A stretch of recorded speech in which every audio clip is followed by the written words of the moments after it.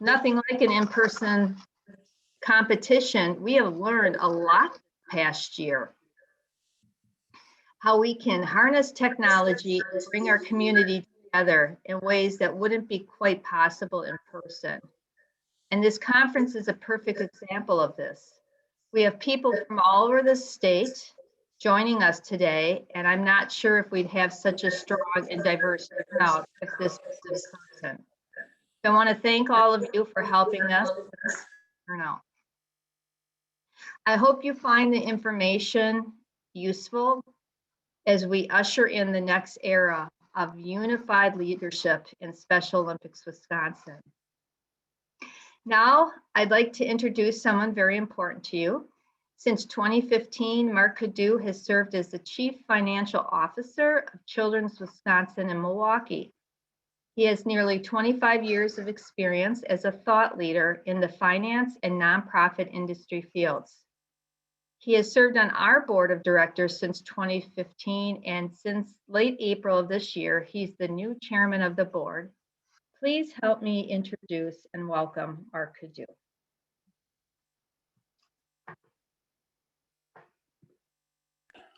There we go. I think I'm unmuted. I think we've all learned in this past year using Zoom many times we're on mute. But Kathleen, thank you, and welcome everybody to the 2021 Unified Leadership Conference. As Mark said, having athletes, coaches, volunteers, local program managers, our SOE staff, families, and I believe over 16 board members, just an excellent turnout for such an important event.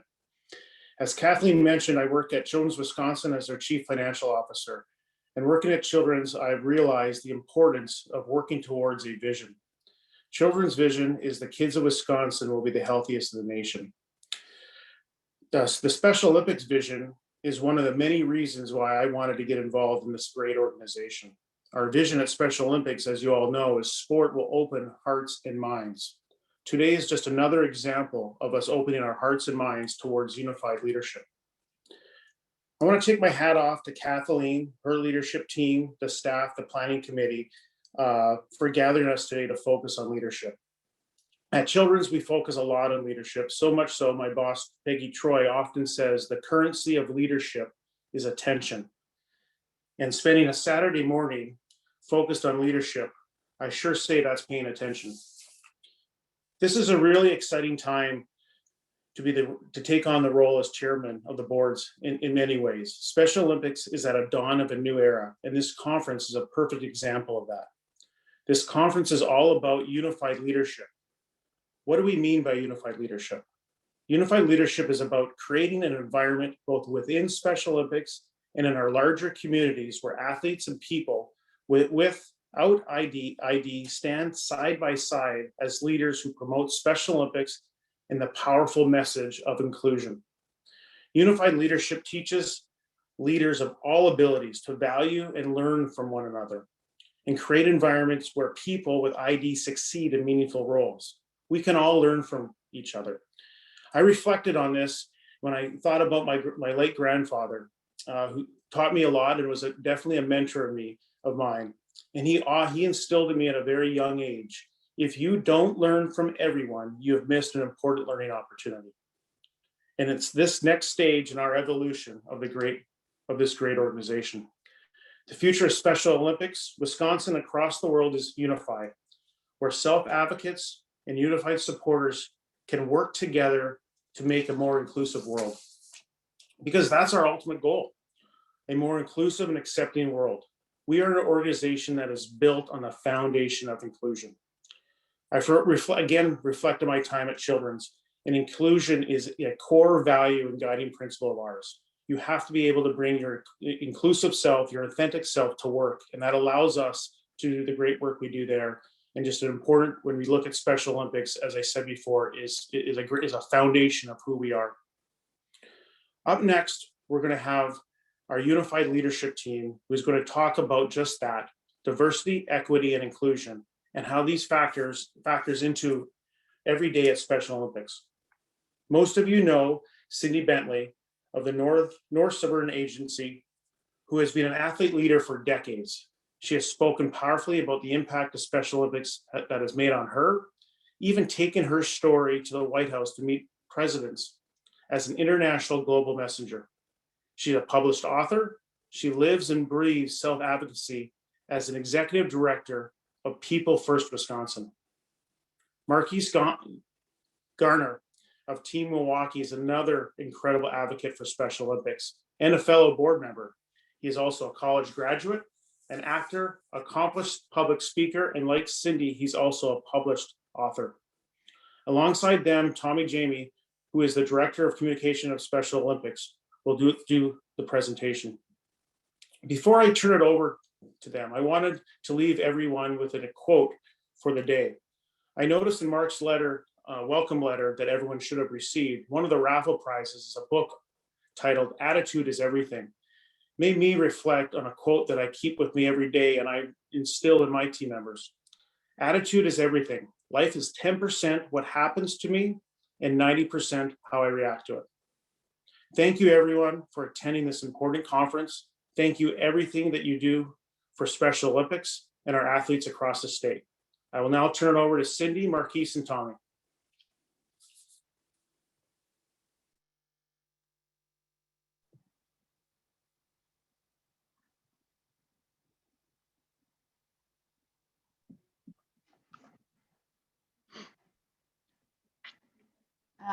Tommy, I can't see you. Oh, you don't need to see me, but you can just run through it. Oh, yep. All right. Sorry. Good morning.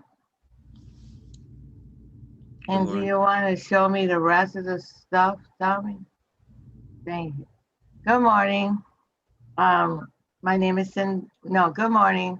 I'm a little nervous, sorry. Good morning. I'd like to introduce you to the 8 people on oh God, I'm so nervous. I like to introduce you to the diversity task force. Sorry, I'm just a little nervous about this. I wasn't nervous until now. Oh boy. I like to, so this is the 8 people on our diversity leadership. And why I would like to, I need to get the other thing up. Okay, sorry. We're all here for you, Cindy, no worries. I know. You're doing great. You're doing great. I'll just have to get up. I'm a little nervous because this is kind of like, I need to just get what he sent me.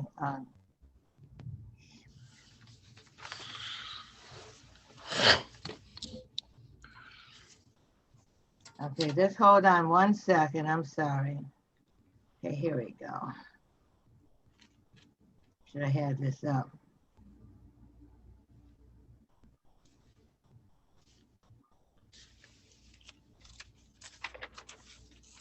Well, it doesn't want, it's never mind. I'm just gonna talk from the heart. I kind of remember. It's slow to get what he put on, but I'll just talk from the heart. So I'm gonna start this over. Good morning. I'm here to talk to you about the diversity task force. We have 8 people on the task force. And this is dear to my heart.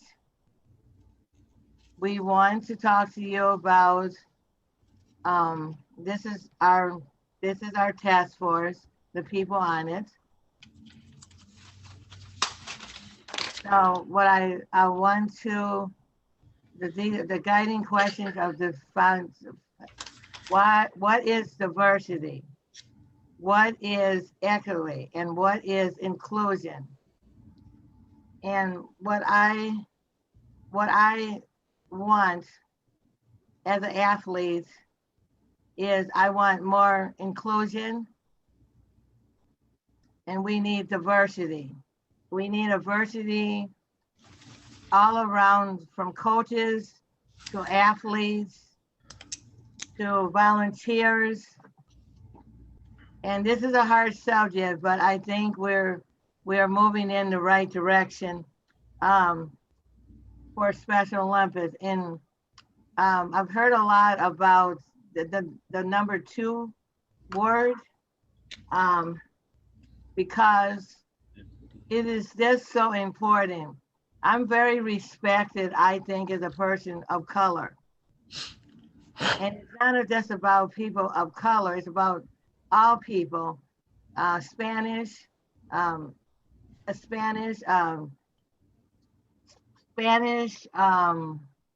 boy, I'm just so nervous. I'm so Spanish, um,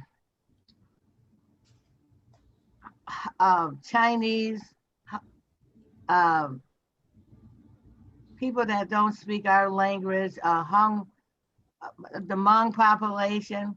What I like to see in the future is people that's all around, all different nationalities, and we're all on the same playing field, because Mrs. Schreiber, I live by Mrs. Schreiber.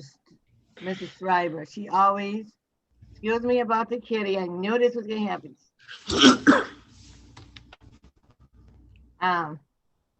Sorry, I'm just so nervous. I'm doing this wrong. I'm sorry. I'm trying to do it right. I'm just got nervous about this. So, Cindy, you're doing awesome. You're doing so good. so Cindy, you're Mrs. doing great. Just continue to Okay. speak from the heart. I live by Mrs. Schreiber's. I live by Mrs. Schreiber's. And Mrs. Schreiber always wanted us to be on the same playing field. It's not only in sports, but it's in the workforce. It is in leadership. And I remember when I did my first talk in Maryland with Jeannie and Karen Holly, and I was always reminded, you know, what Mrs. Schreiber believed in. And when I get on my pity wagon, I listen to her video. So why I'm in Special Olympics, and try to be a good leader. But diversity is a word which is hard to talk about, but we have to have the conversation. And I know Mrs. Schreiber would be happy that we are trying to better our organization. Our organization is already good, but we can make it better. And so I feel is that last night I was nervous too, but today I'm nervous because diversity is a conversation that you have to have, but in some ways I've lived this all my life. Being an African-American woman, I learned from the best, my coaches, and they taught me how to respect all kinds of people. So in that I want to just let you know, I'm sorry I was nervous, but this is the first time I guess I really talked about diversity in, but I'm trying to be a good leader. And I didn't know I would get this emotional, but I just want everybody to be treated equally. And I think if we want to talk from the heart, the thing with George Floyd and what happened in that situation, but I still respect police officers, and they raise a lot of money for Special Olympics and for other, and so I still think they're good people, but they do make mistakes. So that's all I'd like to say to you from my heart. I think it's better coming from my heart, and I love my coaches, but I know it's going to be hard. It was hard for me to talk about this and what I really feel. And I just want to be respected, but I want all my teammates and everybody to be respected, and we get a diverse organization. So thank you very much. I'm going to turn this over to Tommy. Thank you for listening. Thank you, Cindy. That was beautiful. And I'm glad that you spoke from the heart, and you're one of the best speakers when it comes to just speaking from your heart that I know in the whole world. And I think most of us would agree with that. And so I appreciate your honesty and just really speaking openly and candidly from the heart. And that was much more powerful than what we had worked on. So it worked out for the best. Thank you so much for believing in me. I'm sorry, I didn't know I was going to get this emotional. Sorry. It can be an emotional and a tough topic for sure. I'm just going to step away and get some water. I'll be back. You bet. So Cindy did a beautiful job setting that up, what our task force is working on, and who's working on that. So like she said, there's 8 people from athletes. So Marquise and Cindy are on it. We have people from the board of directors. We've got staff. So we've been working for a few months now on moving our organization forward and making improvements when it comes to matters of diversity, equity, and inclusion. And so, like Cindy said, we started with those questions. Sometimes we think that they're obvious, but it's important to define if that's what you're working on. And so we've got the slide here of definitions. So diversity, all the ways in which people differ. And it's really important to impress upon people that this is all multiple dimensions. Race is the dimension that is talked about most often, but it's matters of ethnicity, of language, of culture, of religion, of age, of gender, of sexual orientation. So diversity really is diverse within its own field of diversity. So it's not just about black and white, it's about all dimensions of the ways in which human beings differ. Equity, this is the one that trips people up a little bit more sometimes. And on the next slide, I'll talk a little bit more about the difference between equity and equality. But it's fair treatment, access, opportunity, and advancement for all people, and the idea that one's identity can't predict the outcome. So it's really keeping in mind that people and groups start at different points, and that not everybody has the same access to resources and opportunities, and trying to make a world in which people who are coming from disadvantaged groups are given a little bit more opportunity to enjoy the fruits of our wonderful country and our wonderful world. And then inclusion is this idea that a variety of people have power, voice, and decision-making authority. In the olden days, people stopped at diversity. They just wanted more. Everything was about diversity training and making organizations more diverse. And that's a good start. But diversity is only so helpful if it's not also inclusive. So you think about bringing lots of different voices and perspectives to a table, that's great, but it's not truly inclusive if not everybody at that table has a voice, has power, has decision-making authority, has the ability to speak up. So that's where inclusion comes in, and inclusion should come really naturally to all of us. We're Special Olympics Wisconsin, inclusion is our game. So hopefully this will be a seamless transition for us. Brittany, you can move to the next. So equality versus equity. So this is a really famous kind of photo that helps to clarify the differences between equality and equity. And again, similar to diversity in the olden days, and equality was considered to be the ultimate end game. And you do want equality, but you have to realize that not everybody has the same access to resources, to opportunities, to truly be equal. So if you say, equality, it was kind of like, leveling the playing field. Well, it's hard to level the playing field when not everybody has the same opportunities, has the same resources. So, equity recognizes that each person or a group has different circumstances and resources, and then resources and opportunities are allocated accordingly to the people who are underserved or disadvantaged people and groups. And then so it's more of a more for those who need it kind of idea. And again, for Special Olympics supporters and fans and athletes, this should come really naturally to us because we've been doing this for 50 years when it comes to people with intellectual disabilities. But now we just have to broaden that view a little bit, that scope. And you can move to the next slide. So now I'm going to turn it over to Marquise to talk a little bit about why we are doing this. All right, can you hear me? Hello. All right. We can hear you, Marquise. Go ahead. Okay. Thank you, Tommy, for that nice introduction of the difference between equality and equity. It's an idea that is often misunderstood. While we are doing this, I'm going to chat a little bit about why we're doing this at Special Olympics Wisconsin.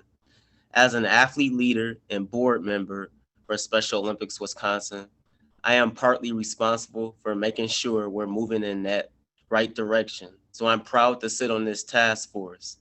Special Olympics Wisconsin had been working on this as part of their strategic plan since 2018, but things came to a head last year. Last year brought many things to the surface in our society, things that for too long were swept under the rug.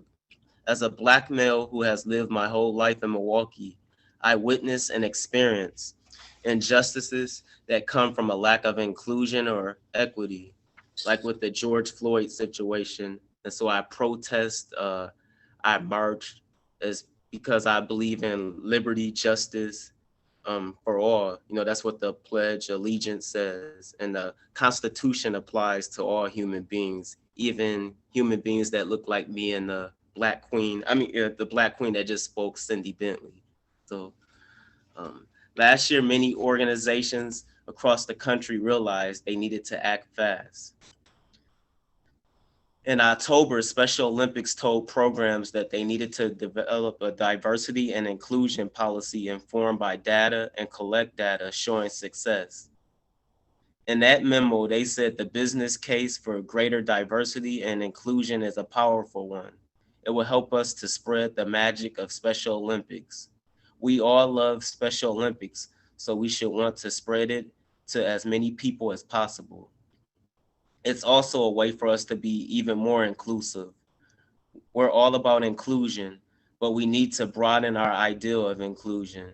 In Special Olympics, when we've chat about inclusion, we talked about including people like ourselves with intellectual disabilities, but it's so much more than that. Lastly, it's the right thing to do. Special Olympics has always been very ambitious. We want to help make it a better world. It's done a lot over 50 years to make that happen, but there's still so much more work to do. Thank you for your time, and now I'm going to turn it back to Tommy.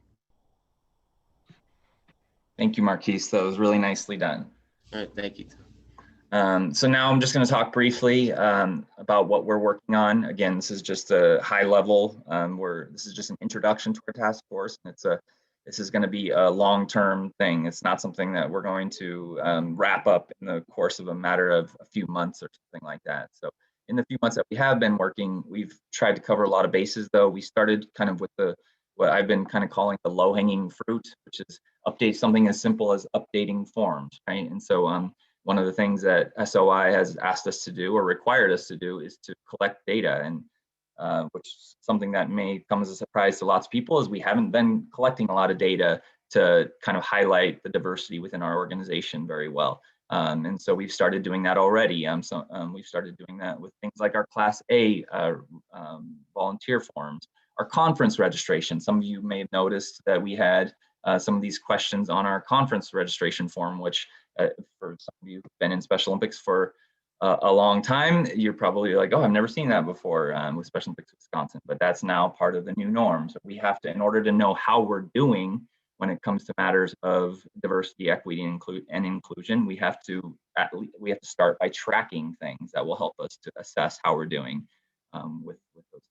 So we created a vendor diversity policy. We want to make sure that the people that we're doing business with and working with also prioritize diversity, equity, and inclusion within their own organizations. And then we also, Special Olympics also is telling us that we should be hiring athletes full or part-time, and we actually have already started that. That's been a priority for us for a few years now, and we're happy to report that recently we have hired Ed Castern and Megan Glarowitz, who are both with us today as paid employees with us, and that our program and board shall demonstrate adoption of a diversity and inclusion policy and mission statement. So it's required, again, it's required, but it's also something we want to do and that we've been wanting to do for years. But SOI has asked us that we create a policy and mission statement. So move to the next slide. So with that, we have kind of a rough draft of a policy kind of mission statement on DEI, which is short for diversity, equity, and inclusion. And this is something that comes from SOI, Special Olympics. And so Diversity, equity, and inclusion are at the heart of all that we do at Special Olympics Wisconsin as we strive to promote unity and create a world where everyone belongs. We value, celebrate, and respect all differences, backgrounds, and perspectives, and understand that greater diversity and inclusion creates a stronger and more innovative organization that delivers better results as we work with athletes in all communities. Now, this is really a really great policy and it's a really great start, but again, this is a draft. And we also, as a task force, have gone through this. And with the help of Cindy and Marquise in particular, we've helped to really strip this down to what Cindy calls people first language. So language that is where all of the excess fat is cut away and it really cuts to the heart of what we're trying to say. So Brittany, you can move to the next slide. So if you take away what we've decided was the excess fat from that policy statement, I think we're getting closer to what may ultimately be a policy statement for Special Olympics Wisconsin. So diversity, equity, and inclusion are at the heart of all that we do. We value, celebrate, and respect all differences, and inclusion creates a stronger organization. So you can see how cutting away all of those excess words really just cuts to the heart of what we do. No pun intended, since that's in the first line there, and I think it makes it even more powerful and more accessible to lots of different folks. We're gonna come back to that in a little bit in the next section. Another thing that we're working on, can you go back one slide, Brittany? So so those are kind of the early quick things that we could do just in the course of a few months. But there's of course a lot of long-term work that needs to take place. So things like diversifying the SOE community, including athletes, staff, board of directors, and volunteers. Our community is diverse in some ways, but not as diverse in other ways. So how can there's always ways that we can improve our diversity and become more inclusive. And every local community is different. So how can we tailor our local programs to the communities that they serve? And how can we become more culturally competent? So those are some things that we're looking to work on long-term, celebrating differences within communities in intentional ways. So that's pretty much it for me at this point. The next step, so we are going to jump into the next session for unified leadership and diversity, equity, and inclusion. And some of the guiding questions, this is going to come back, but I'll give you a little teaser. So some of the guiding questions you'll be pondering in our next session is, all local communities are different. What would a more inclusive community look like to you? What are some specific things you'd like to see done to improve diversity, equity, and inclusion in your community? And have you seen this done well by other community groups? And then what do you need from SOE leadership to help in that? So some of our incredible unified leadership are going to help out with that, and also to help us understand how unified leadership and DEI intersect a little bit better. But first, we are going to actually we're going to jump to a couple short videos with the athlete oath and a torch run video.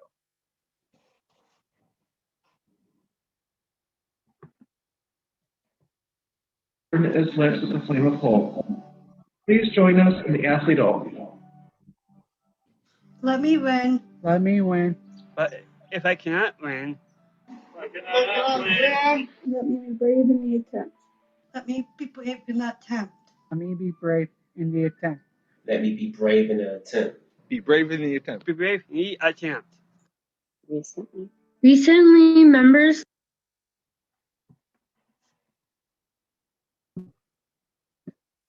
Give me 1 second to switch videos here. Everywhere we go, people want to know who we are. So we tell them, we are the torch run. Mighty, mighty torch run. Special Olympics torch run. We are the torch run. Mighty, mighty torch run. Special Olympics torch run. We are the torch run. Mighty run. Special Olympics torch run. We are the torch run. Mighty, mighty torch run. Special Olympics torch run. We are the torch run. Mighty, mighty torch run. Special Olympics torch run. We are the torch run. Mighty, mighty torch run. Special Olympics torch run. We are the torch run. Mighty, mighty torch run. Special Olympics torch run.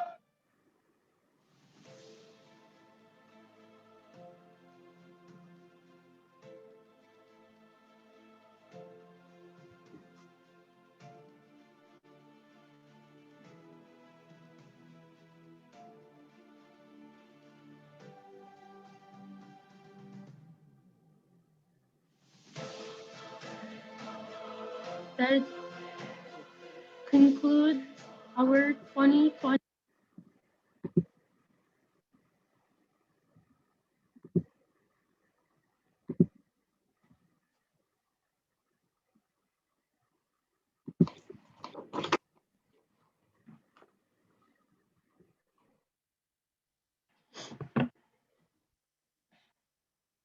Good morning. I think I'm up next. Should I just go ahead and start, guys?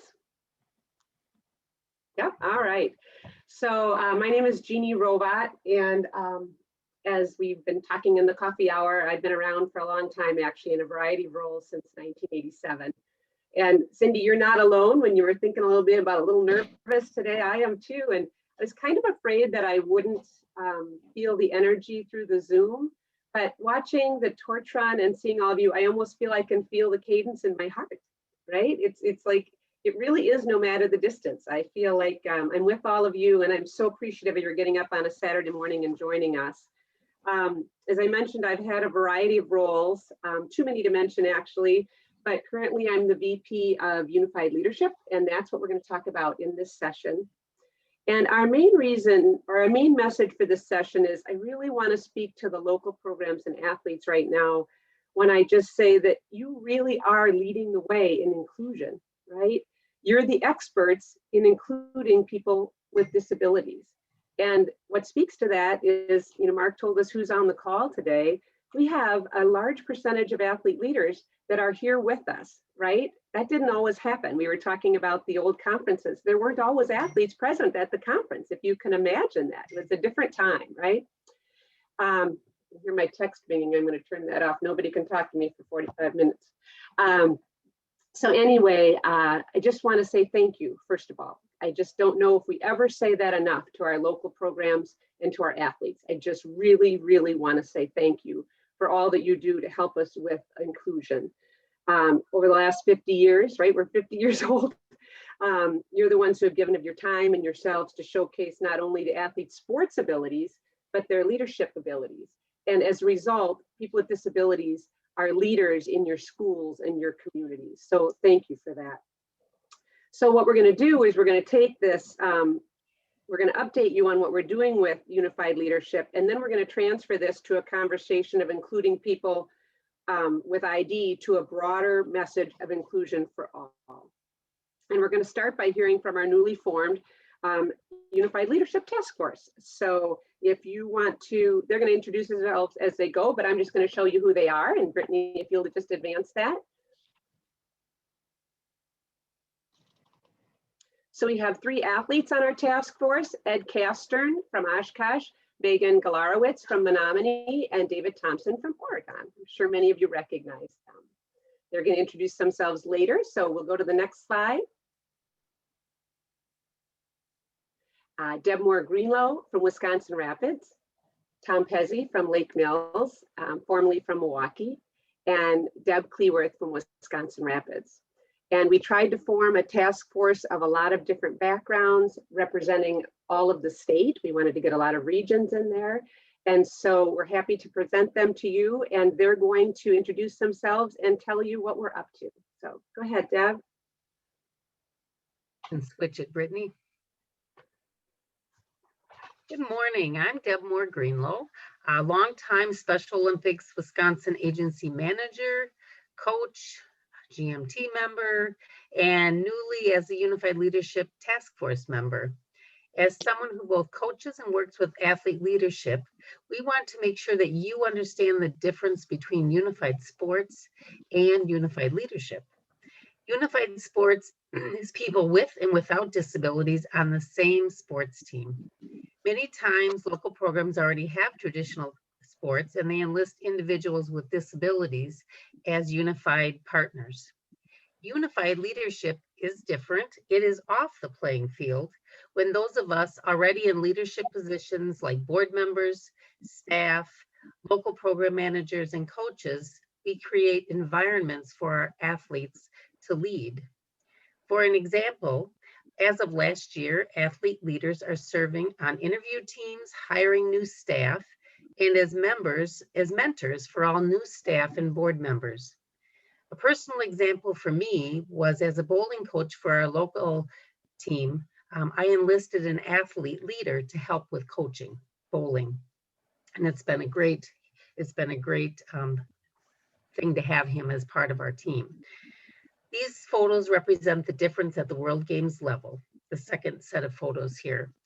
And unified basketball is people with and without disabilities playing on the same team. So the second photo is of the World Games Unified Basketball table officials.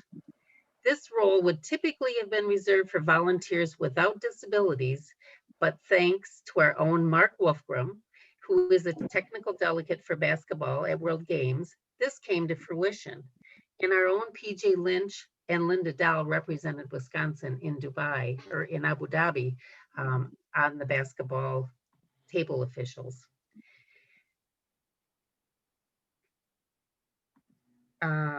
So I'm going to have you switch on to the next one, Brittany. Cindy, the old nerves come in. So the main difference between athlete leadership and unified leadership is that athlete leadership puts the emphasis on giving athletes the training they need to become leaders. Unified leadership puts the emphasis on changing the mindset of leaders without disabilities. Unified leadership creates the encounters for all of us to learn, and we need to understand that we need both of these.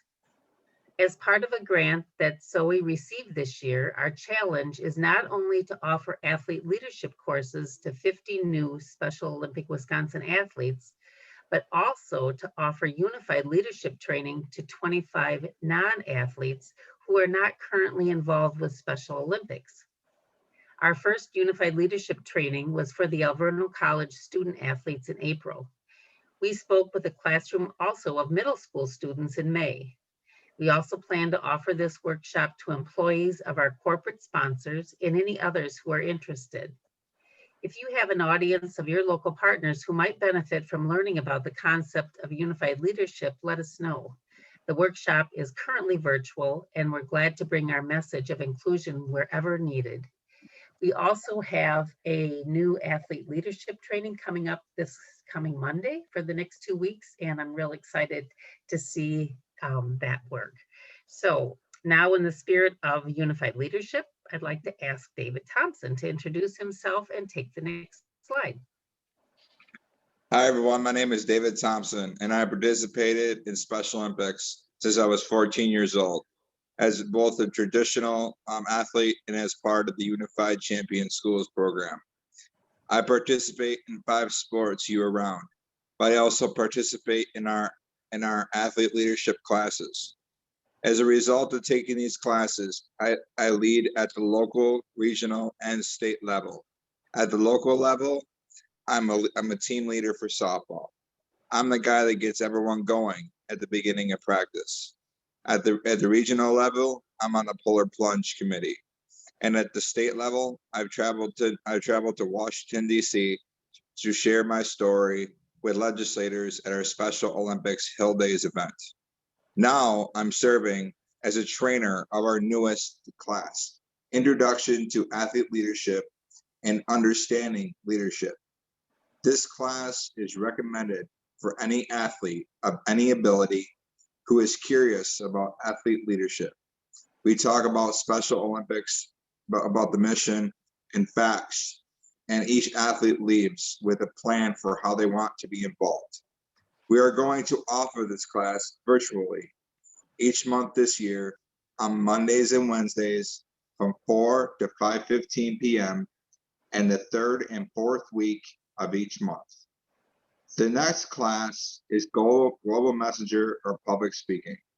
All athletes attending USA Games in 2022 are required to take this class, and we will open it up to anyone interested. We are still working on whether this will be a virtual or in-person class, but I anticipate it will be in September or October 2021. Haven't taken this class, I have been given the opportunity to travel and meet people from all over the world. We also have classes for those interested serving in leadership roles in the area of sports. Both the athletes as coaches and athletes as table officials will be offered in person in 2022 or as requested later in 2021. I would highly recommend these athlete leadership classes to all of my fellow athletes, because you might be surprised on what you learn about yourself. If you are interested in learning more, you can email Jeannie, whose page is at the top of this page.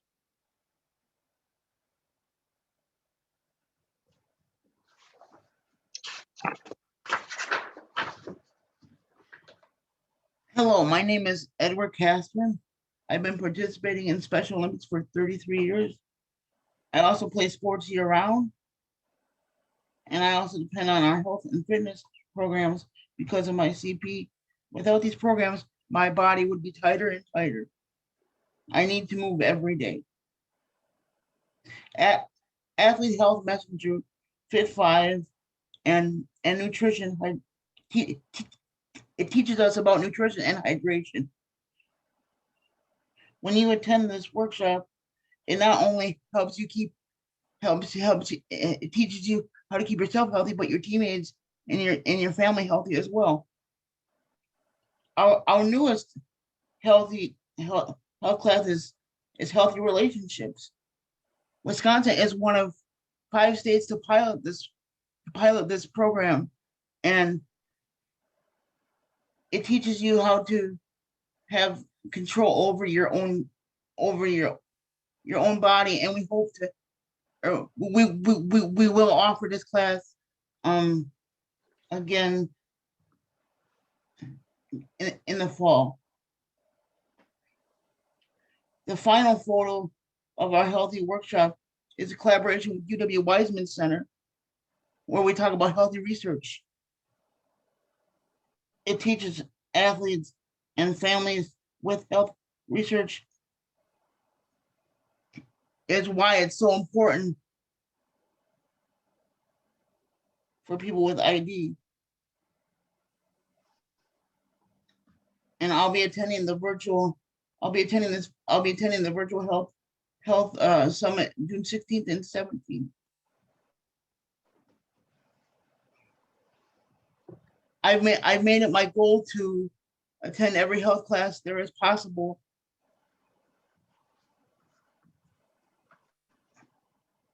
By attending every Special Olympics health program I can. I hope you will do. I hope you will consider these programs as well. Because let me share a quick story that if I have time. Jeannie, do I have time? How about if we have time at the end, Edward, okay? Okay. Yeah, but yeah, these are the programs that I briefly talked about, and yeah, I found these workshops very, very helpful. So.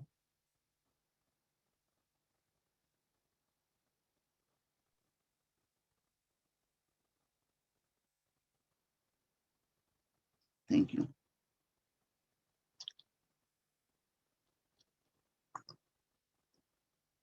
Brittany, do you want to play the video or have me talk first? You go ahead and introduce yourself, Megan. Hi, my name is Megan Galawat, and I've been part of Special Olympics for 4 years with Menominee Red Cheeto. I'm also a graduate of UW South in event management, and I'm currently working for Special Olympics as an athlete leadership specialist.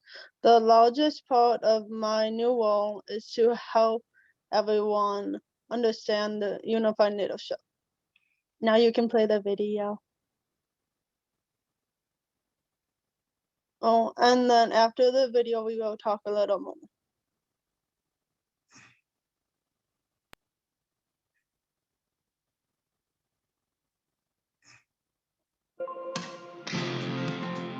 Great leaders aren't born. They're made. Thousands of hours of training, pushing beyond limits, ignoring the doubters, learning to win and lose, with dignity, empathy, and courage. Special Olympics athletes have already proved that they have great potential. We simply want to empower them to fully realize it by creating the conditions in which they can thrive, on and off the sports field. The unified leadership approach is about teaching inclusion, drawing on the personal experiences of athletes to create shared experiences for leaders with and without disabilities. It's about taking the lessons learned from every skill mastered, every challenge overcome, and using them. Inspiring others and showing the path to real and meaningful inclusion. It's about recognizing the key skills that athlete leaders exemplify, helping them grow, develop their capacity to lead, and share their talents with everyone. This is what our divided world needs today. This is about changing our society for the better, for all of us. Unified leaders aren't born. They rise up to the challenge when given a chance. They never give up. They will do anything to create the conditions for everyone's success, unlocking the true power of diversity. Let them lead.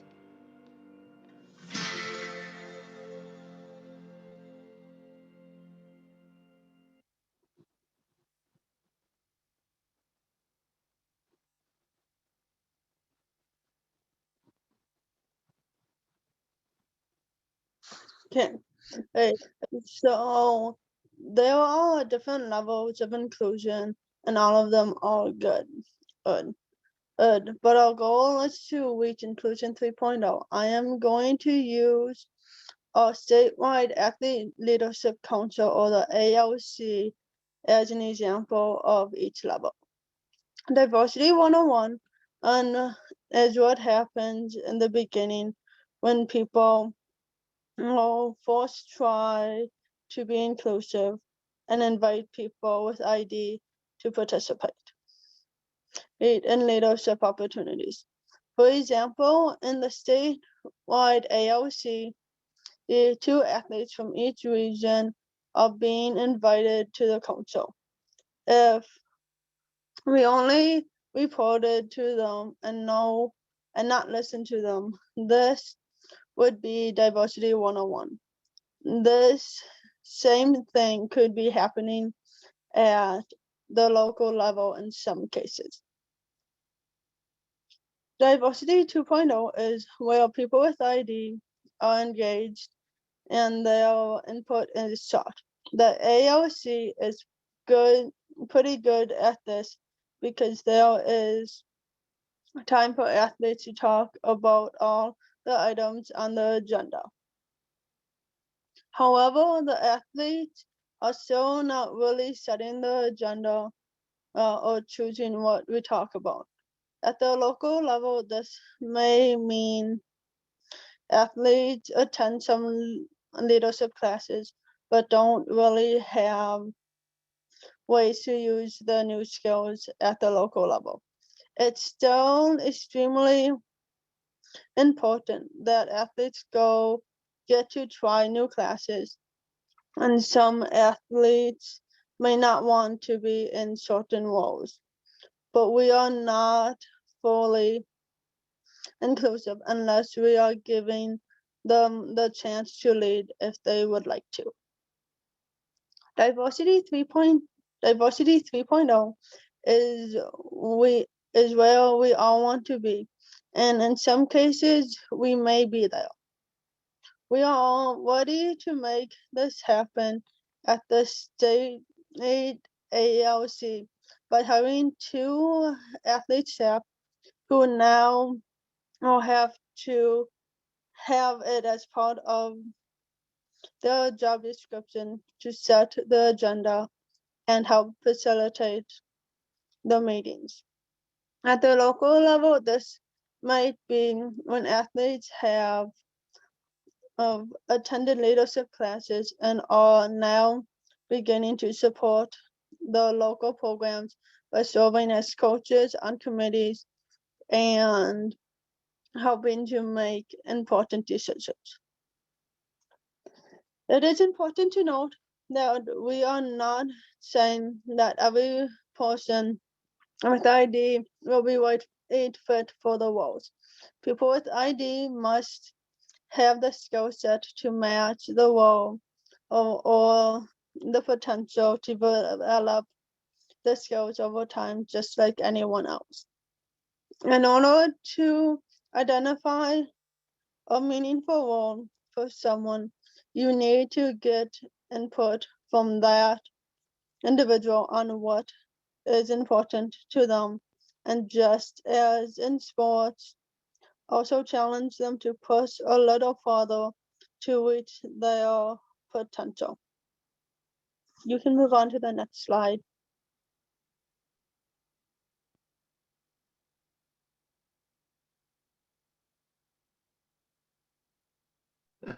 Good morning. I'm Tom Pezzi, and I've been involved in Special Olympics for more than 45 years. I've been involved at every level, from coaching to serving on the Special Olympics Wisconsin Board of Directors, training athletes and board members in leadership at the state, national, and international level. As Megan said, it's important to note that we are not saying that every person with intellectual disabilities will be right fit for all roles. Having said that, having attended dozens of athlete leadership classes over the years, I found that it is a lot like coaching athletes in sports. You have to listen to them, and then you may need to challenge them to try to say,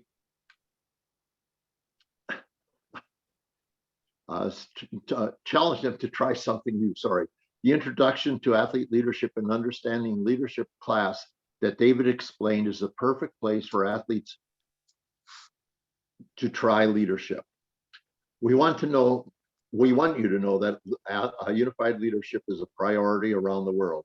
According to Special Olympics International 5-year strategic plan, success is not when we have trained athletes to be leaders. We can only say leadership program is working if, 1, people with ID have meaningful roles internally. 2, through the skills and voices of people with ID, we are successfully influencing others outside of Special Olympics to facilitate meaningful roles and engagement with people with an ID. Wonderful. Next slide, please. So we talked a little bit about how we are experts in inclusion, right? And thank you to the Unified Leadership Task Force because they've really pushed out how we can be inclusive for people with intellectual disabilities. Now we're going to turn the conversation over to the Diversity, Equity, and Inclusion Task Force, and they're going to tell us how we can leverage our experience with inclusion for people with ID to create inclusion for all. So Tommy, I'm going to let you take over.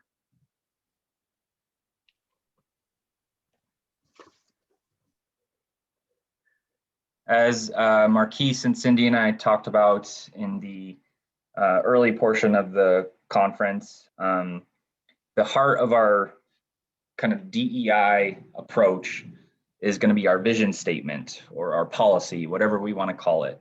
And I kind of introduced it initially, and it's still a work in progress, but I think we're comfortable enough with where we have it now to at least show it to you guys. And again, this is something that will ultimately be finalized and something that will drive us in many ways as an organization as we try to improve in matters of diversity, equity, and inclusion. And so again, just it's that statement that originated from Special Olympics. Diversity, equity, and inclusion are at the heart of all that we do. And moving on through, and if you want to move to the next screen. So you'll see that when it really comes down to it, again, incorporating that people first language, the simple language that really gets to the heart of what we're trying to communicate. I'm a communicator by trade, and we always say that, you know, we want to try to say things as concisely and as clearly and as simply as possible. It's an issue I struggle with myself, which is on an ongoing basis. Communicators tend to want to over communicate. But I think really, I mean, Marquise and Cindy were integral in kind of breaking this statement down to the meat of what we're trying to do and how we feel this is going to drive our organization and be baked into our organization, just like our mission statement or other kind of like elemental parts of the organization. So now we're going to watch a 3-minute video that I think talks a little bit about where inclusion begins, and then we're going to break into smaller groups for about 10 minutes to talk and, more importantly, listen.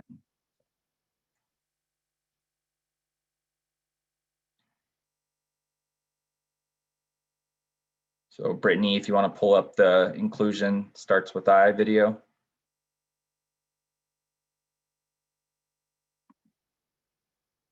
Did we lose Brittany?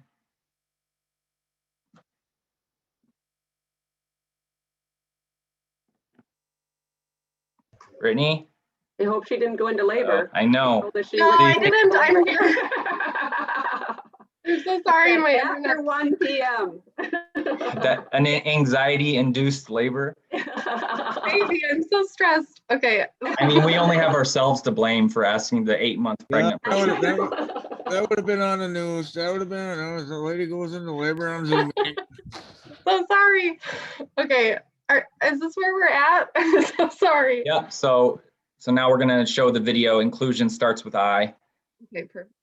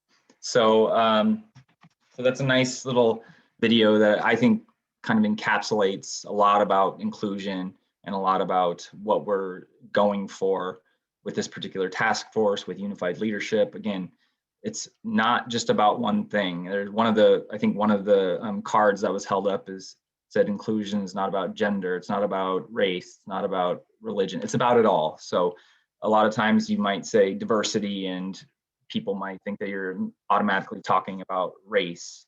No, it's so much more. It's race, gender, diversity, sexual orientation. It's all of it. It's religion. And it has to be tailored to our particular communities, right? Every community in Wisconsin is a little bit different. Ways in which we can make a more inclusive, diverse community is different for each local community. So those are some things I want you to kind of ponder and think and just have in the back of your head as we break into rooms. So somebody's going to need to facilitate. So we're going to automatically assign each of you to one of like 10 rooms or something like that. So you guys are going to have to work it out amongst yourselves, who's going to facilitate. And so everybody should probably be taking a photo of this slide right now, just in case they're called on to be the facilitator. I'll go ahead and do it myself because you'll need to reference these questions. So that person who is designated as the facilitator or note taker, however you want to do it. So somebody is going to need to be able to email this to staff or to Jeannie in particular after the conference today. So again, those guiding questions, like I mentioned in the earlier session, all local communities are different. What would a more inclusive community look like to you? What are some specific things you'd like to see done to improve diversity, equity, and inclusion in your community? And have you seen this done well by other community groups? And then what do you need from SOE leadership to help with this? Again, we really want to keep this on the local level. We understand that every community is going to be different. Their needs are going to be different. The ways in which you can make for a more inclusive community and reach out to different groups is going to be different. So that's kind of really going to be the focus here. So, and then so now we will be breaking you out to your rooms.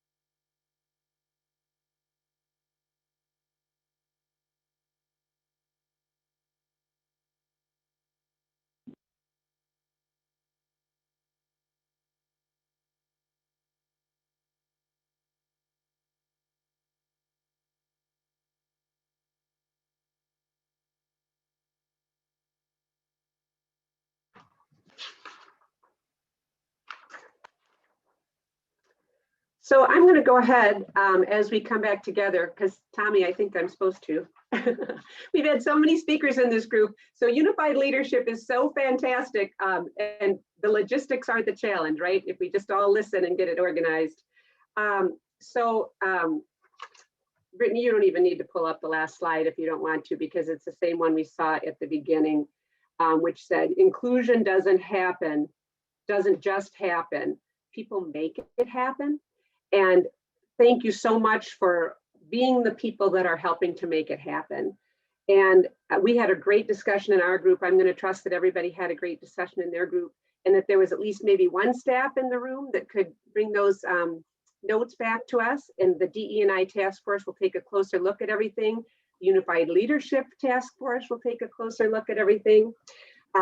So you can trust there'll be more conversation about this specifically at the quarterly meetings.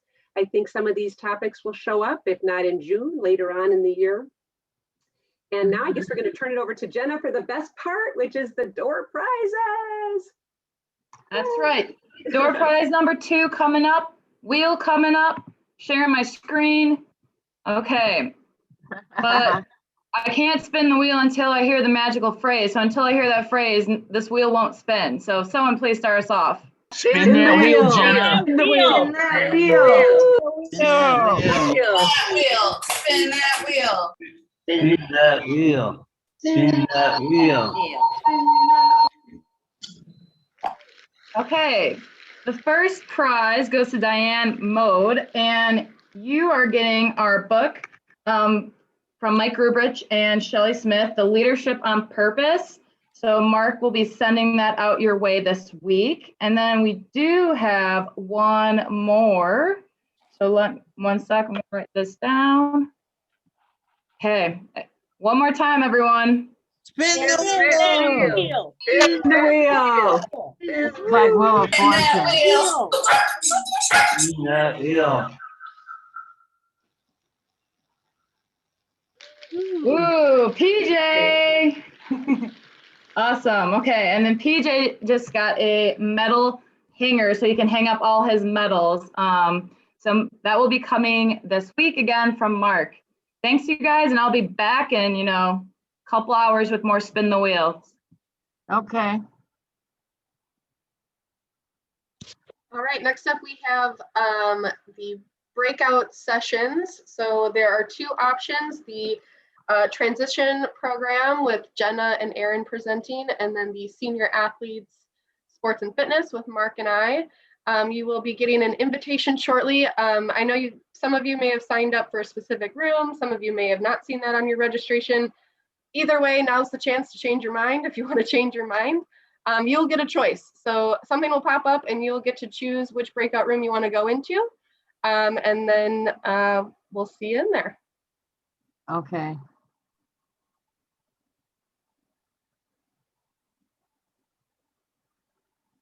Is it working? Nicole, did you do that? Okay.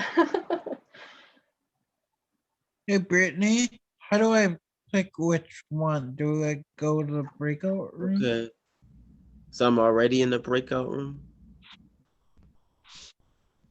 If you guys let me know which one you go into, something should have popped up on your screen maybe that has an option, but you can also let me know. I haven't seen It one. didn't pop up, Nicole. No, it didn't Some pop people up. have been joining the room, so I'm Yeah, not it's down in sure. it's down in the lower right-hand corner where it says breakout rooms, and it just a little black line that says join a room. It Can doesn't. you put it back on No. again? Because Oh, I can't. yeah. Do you just hit it? Yep, and then it'll give you the choice of either room. You can push join. So Cindy, at the bottom of your screen, if you're on a laptop, where it says breakout rooms, just hover right above that with. I don't see it. Cindy, let me know which one you want to go into and I can. I'd like to go to the one of the senior fitness part of it. All right, I'm sending you there now. Thank you. Yeah, same thing for anybody. you If get there's a- a room, just blurt it out and we can assign it. Did you get a message on your screen, Cindy? I didn't get one either. So where would you like to go, Lisa? To the aging athletes room. I didn't get anything either. Linda, where would you like to go? Fitness. Fitness. Great. Anybody else? Yeah, I is need to get me. something. I can't find it on my screen. I didn't get it. I'm gonna go the first one. The transition program? Yes. Okay. Marquise, Okay, where would you like to go? Oh, what are the choices again? I'm sorry. The senior athletes or the transition program?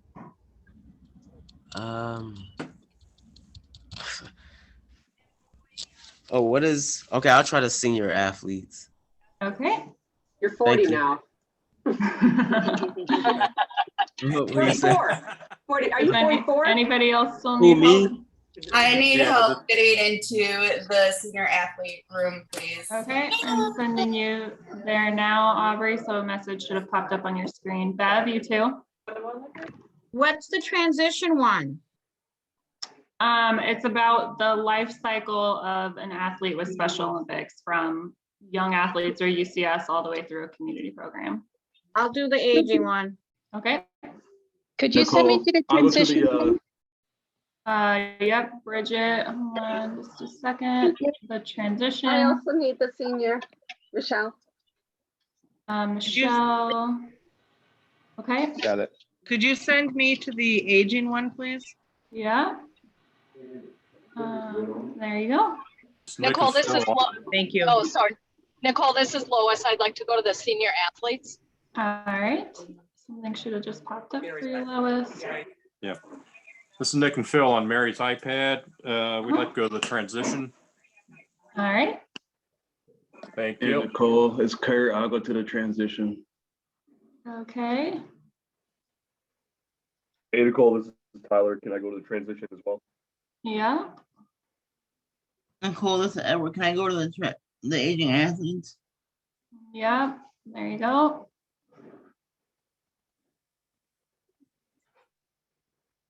Can you send me to aging?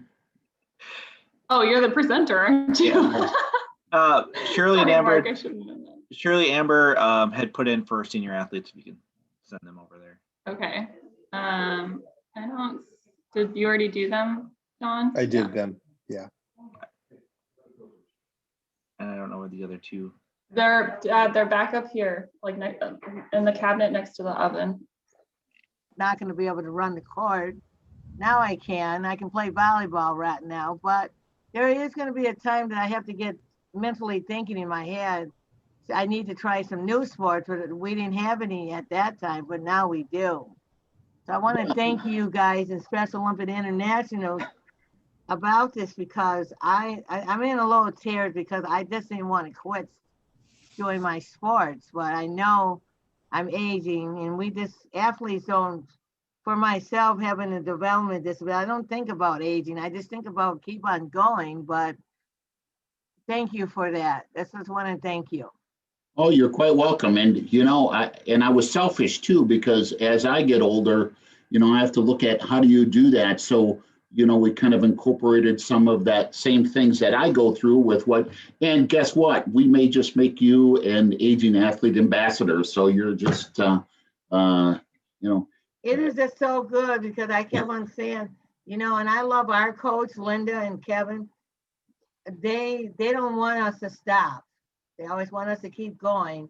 And I love that. So I'm on a good team that makes me Yes, do what I got to do. keep on going. So. Okay, I'll keep Keep saying, moving. because every time I tell Linda that I want to retire, I just kidding with her. But she always says, you're not retiring from nothing. She always tells me. Absolutely not. There you go. You need to be ambassador because you're the one that said we can't retire. So. All right. Well, Linda, I miss you. Thank you, everyone. We are excited for the next session. And I hope that the break was helpful, that you had a chance to not only catch a breather, but, meet some new folks, get some new ideas. Thank you for the SOE staff that helped with those sections. Greatly appreciated and, capture those notes going forward. So this next session, I'm excited to introduce. Up next, I'd like to welcome Dr. Michael Weber to join us. Dr. Weber is the superintendent of the Port Washington Saukville School District. He has over 30 years of leadership experience and has published many journal articles and a book on positive attitude and optimism. His article, Coping with Malcontents, was published in the School Administrator and has been distributed and read worldwide. Dr. Weber is a popular keynote speaker, a certified stress management consultant, and has advanced training in clinical psychology. He specializes in dealing with negativism, right? Helping employers hire positive, energetic people and non-defensive communication training to resolve conflicts. Today, he's here to talk to us about something that is really timely and topical after the past year, dealing with negativity and negative people. So, Dr. Weber, thank you very much for joining us, and we're going to turn it over to you, and you should have control over your session. Okay, great. Well, thank you, Mark, and wow, what a great group. I so much appreciate you giving me the opportunity to spend some time with you.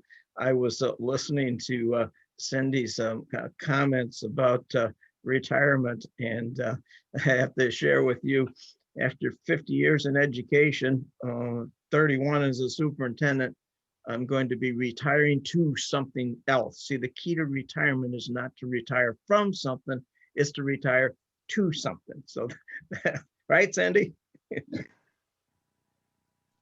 Yes, yes, sir.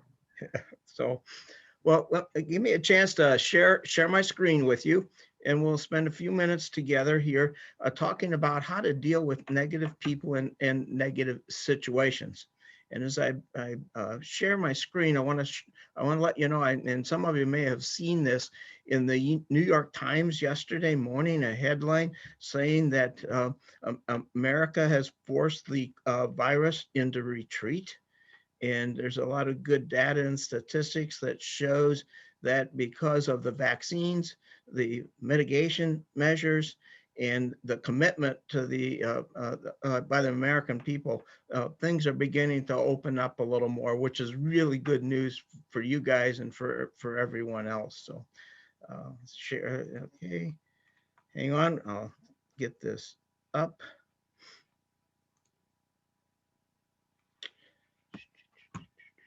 Always get pop-ups. Okay.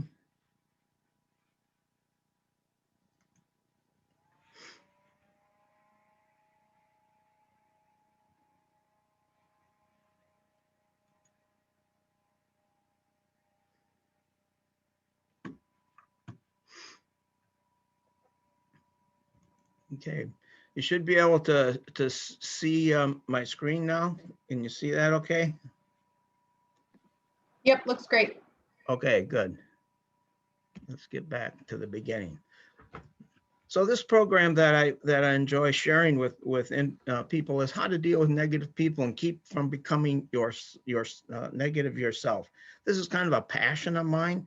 I really encourage and want folks to look at things a little differently and to work with individuals that are angry, that are frustrated, that life is not going so well for them.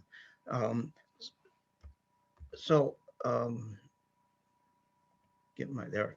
So we all know that negative people are tremendous energy drainers for children, for other adults, and certainly themselves. And I know you guys can experience and do experience that from time to time. One negative person can pull an organization down, can destroy a family, and can interfere with the great service and the great things that you're trying to do. So what are the characteristics of negative people? And Mark, you think it is possible, can you guys unmute yourself at times to do that? Okay, great, thanks, Brittany. So what are the characteristics of a negative person? Somebody share some thoughts with us. Hi, I'm Marquise. Maybe the traits of a negative person would be someone that like just sees the negativity in everything in life and put their negative energy off on you. Like the sun is never shining in their world, and it kind of drains you. Like, I don't know, it's they could just start off their day negative. Yeah, good, great. Now we're gonna, in a little while, Marcus, we're going to talk about how what negative people are using to manipulate and control you or try to, and that's why that negativism rubs off on everybody. And somebody else? I think people that come in with a chip on their shoulder from the get-go. Yeah. In the mornings,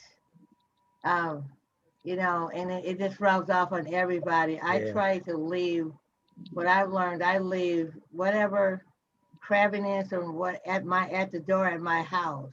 Mhm. Yeah, And I go in there with a good attitude, but we share an office with some people. We haven't been in there for a while, but this person is just so negative. okay, And then she yeah, gets all of us in a bad mood. So I decided when she does come, when we go back to the office and come in, I'm just going to have my door shut and I'm not going to be bothered with her negative. But she never smiles. She works with customers yeah, that come through her door, and she's just very, very negative. I don't even know why she's working there, but I can't. She's not work for our organization, but we share with her. So Okay. I just think it's, you know, if you're gonna have a bad day or crabby, keep it at your house. Keep it at the door of your own house. Don't come in there with, getting everybody else crabby, because then you don't get nothing done today. Yep. That day. Yeah, there are some people that walk into the room and the lights go on. There are other people that walk in the room and the lights go out. So let's see if we can provide you with some suggestions and ideas there to keep the lights going on in your room. Any others? Any others? I David, feel, yeah. I'll wait and then I'll go next. David Thompson wrote in the chat, people feel things are all about them and almost force you to go with what they say. Yeah. And that was something, self-centeredness was something that I was going to say as well. Yeah, perfect. Yeah. Well, I'll take one more because I'm starting to get depressed and we don't want to do. Mike, you want to jump in? Yeah. I feel like when negative people kind of, get on my bad side, I just walk away and remove myself from the situation. It kind of, doesn't want to make everyone else have a bad day. Very good. Good thought, Mike. And that's one of the strategies. If you can get away from it, get away from it. Okay, well, let's keep moving here. So let's figure out what we can do. Well, let's start with some basic information and realities. So what's a reality? Well, a reality is what it is, right? You're going to change it. It exists. So how do you deal with a reality? So one thing we do know is that you cannot make them happy. You can move them around, you can give them different assignments, but you can't make them happy. And this Beatles cartoon is kind of a way of showing that. How much longer do we have to hike? Oh, my feet are killing me. The sun is a killer. I'm about ready to drop these darn rocks. I guess they really need a break. I'll stop all that griping. Okay, men, here's a nice mountain stream. Enjoy. Brr, I'm freezing. The water is hot, polluted. Something bit me, these darn rocks. So you can change the situation and try to make them happy, but they carry that negativism with them. And this was the prehistoric way of handling negative folks. So does anyone else feel that their needs are not being met? So there are 4 realities that we need to be aware of in dealing with negative people. And the first one is that difficult people exist everywhere and they cause problems for everyone. It's not just you, it's everyone. And you cannot change negative people. They can only change themselves. Now, this is a real important fact. You can try all you can to try to change them, but they're not going to change until they're ready to change. It's sort of like learning. Learning's an internal process.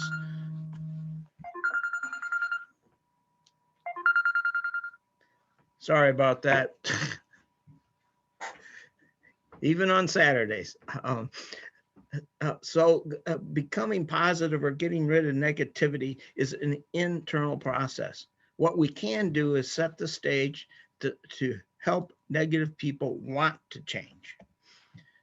Reality number 3 is, well, when we can understand what makes them tick, it reduces our stress, it improves our ability to help them change, and it improves your ability to change the organizational environment.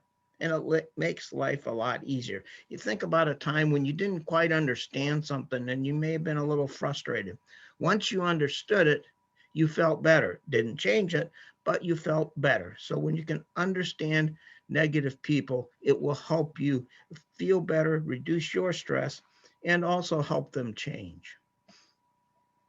And when I was doing all my research on developing this program about how to deal with negativism,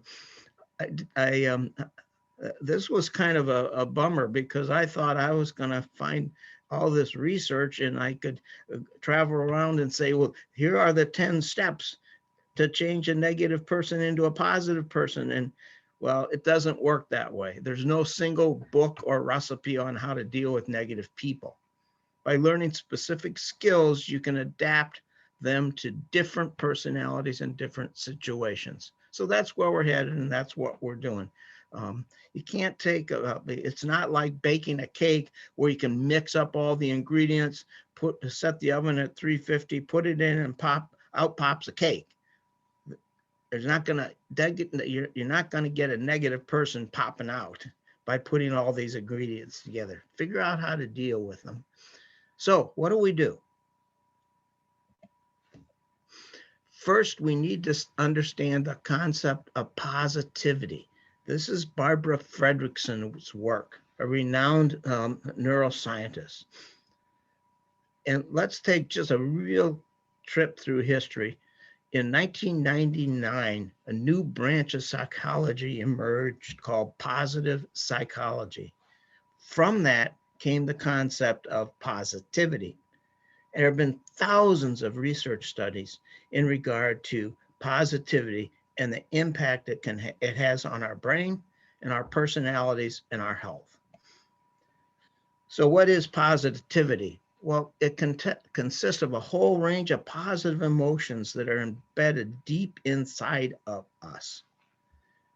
And here are the 11 emotions that Barbara Fredrickson did her research on. And what she found is any one of these 11 emotions can increase our positive energy, reduce our stress, and certainly keep us from becoming negative. And you can just kind of look at the faces of the people that are on the screen there. And the 11 emotions she studied were hope, compassion, love, gratitude, joy, inspiration, humor, serenity, pride, and so on. And all of those emotions spill out in Special Olympics. They spill out in working with people in special situations. They spill out when I'm at a track meet, or I'm at a football game or a basketball game. It's just so energizing and positive when people are successful. So let's take a look at positivity. How do you get positivity? Well, you can get it, and you can force it in yourself. So do I have a volunteer? You don't have to do anything, just answer some questions. I can do it. Okay, Mike, here we go. What's good about your job? What's good about my job is I work with a really good team, and I'm always on time, and I work to the best ability that I can do, and I always try my hardest. All right. And what's good about your family? I have a foster family that really cares about me, and they are awesome people, and I look up to them, kind of like brother, like sister. Mm-hmm. And then finally, what's good about where you live? What's good about where I live right now is I'm in a group home, and you know, I'm good at doing things such as cleaning the bathroom, other kind of chores, and kind of just hanging out. All right, that's great. So Mike, let me get this straight. You like your job because it's a good team that you work with. You like your family because they care about you and they want you to be successful. And you also like where you live because you're living with a group of people and you share in the chores. Is that about Mhm. right? Yep. Yeah. How do you feel? I feel like a normal human being, just like Right. everyone else. Perfect. Wonderful. That's great. So let me ask everyone now this question. Do you see how I asked Mike those questions? Yes. How did I ask them? Darn it, I'm sorry. I'm getting this. What's good about, right? Right. I said, I didn't ask Mike to tell me about your job. Mhm. I didn't ask him, what do you think about your job? What I did is I asked him, what's good about? And see, that's how we capture positivity, is we ask ourselves those questions. And when I'm coming home after a rough day, when I drive into our long driveway, I take a couple of deep breaths and I say, boy, what's good about being home? What's good about some of the things that happen in the job? And when I answer those questions, that's when positivity comes in, and it sets things up for success for the rest of the day. So that's what positivity is. Marcus, you got a question? Yes. Sorry, I don't want to get anybody to think in a negative mood, but because I am thankful for all those things you said. Like I live right next to the Milwaukee Bucks arena, and they're about to have a playoff game soon. But well, so the way you talk, I just want to ask this: are you a psychologist? No, I'm a superintendent of schools, and I have a degree and some background in psychology. Okay, because for me, I am grateful for all those things that you mentioned. But in my case, I don't want to get anybody in a negative mood. The reason why I get negative thoughts a lot is because I keep saying to myself, like, why me? I basically was almost killed by a stranger. Me and my family, we were waiting at the stoplight, and we were almost shot to death by a road rage driver, and the bullet just missed me. Now I am thankful to still be alive, but I have post-traumatic stress, and at night when I try to fall asleep, it keeps replaying in my head. Any tips for me? No. Just keep asking yourself those positive questions. Keep the positive in your head.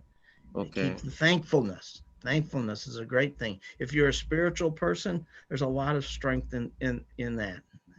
Right. Yeah. All right. Thank you. Thank you. So going along with positivity, I like to use something called your line of life. See, now most of us are operating between A and B. Most people operate between A and B. Most of the time they're feeling pretty good. They're normal. They're somewhat in neutral. Then we get stressed or upset and we start moving down toward A. It's like a continuum. And then we battle to get back up to B. Well, positivity adds a C to our lifeline. There's something called no limit living, total well-being, independent of the good opinion of others. It's a wonderful place to strive for and work for. That's actually Abraham Maslow's self-actualization. So every day, if we get up and we're at B, and our goal for the day to reach towards C and get closer and closer to C, then that helps us direct our lives and keeps us positive and on top of things. If we do start slipping toward A, we immediately grab ourselves and push ourselves back up to C. So number 2, I'm going to share 10 thoughts and suggestions with you, is visualization. What you see is what you get. What you see in your mind's eye. Every coach knows this. See yourself hitting that golf ball.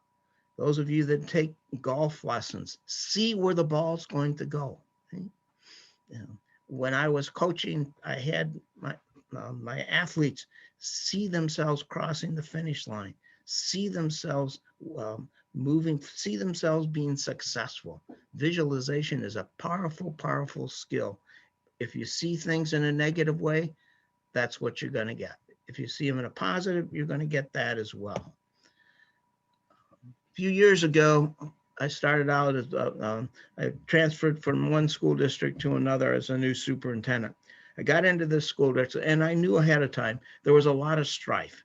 No one trusted anyone. There were frustrations. People were angry. And so on August 28, 2000, I walked out on the stage in front of 425 people with this picture behind me. And in spite of all of those things I just described about this school district, when they closed the door, the kids were learning. So I told the group, this is us. I didn't say this is where we're going. I said, this is who we are. This is who we are. And I'm going to talk for only the next 5 minutes, I told the group. And we're going to talk about why we're here and who we are. So I put that vision in their mind. I could have shown this slide and I probably would have been justified. If your leader is going to be seeing things this way, where's the group headed?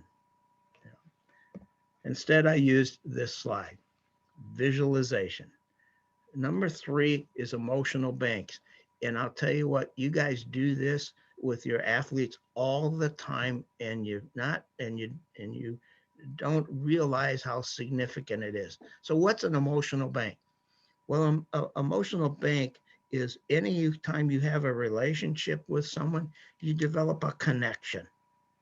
And the strength of that and that connection is the emotional bank.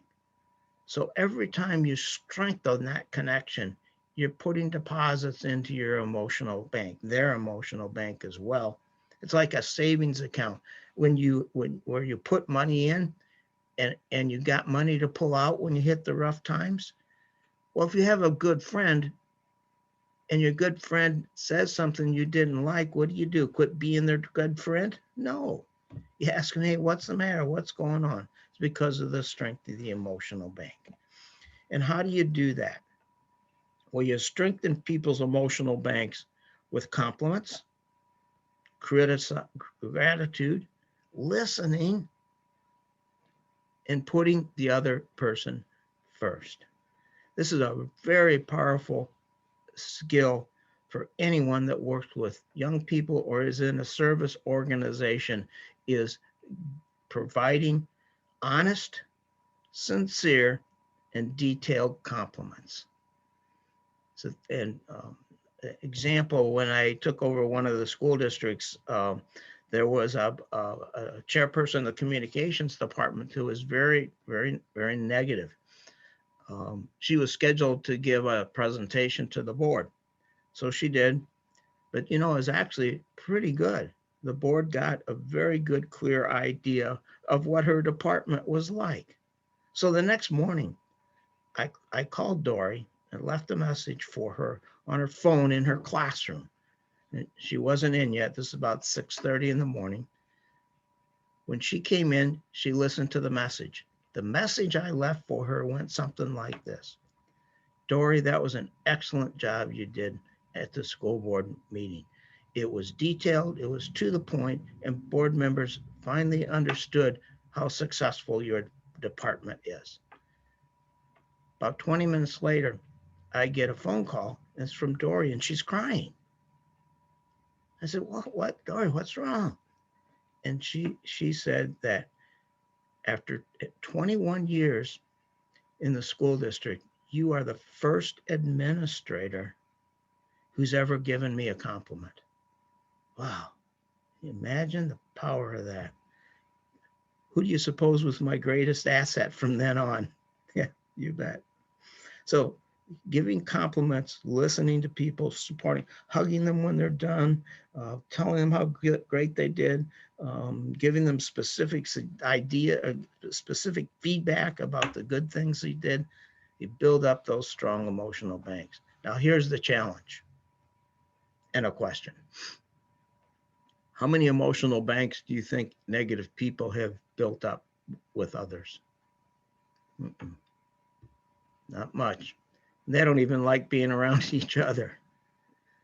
So our challenge is to go out of our way from time to time to find the good things in negative folks and give them some positive feedback on that. build them up a little, because they're not used to having that kind of positive feedback. I used to do a training session in Kenosha, a mental health wellness training session, a lot of wellness activities. And I gave this suggestion at the presentation. And a woman afterwards came up to me and she said, this is all fine and good. She said, but what if that negative person is your husband? And I said, well, you remember our emotional bank issue? And she said, well, yeah.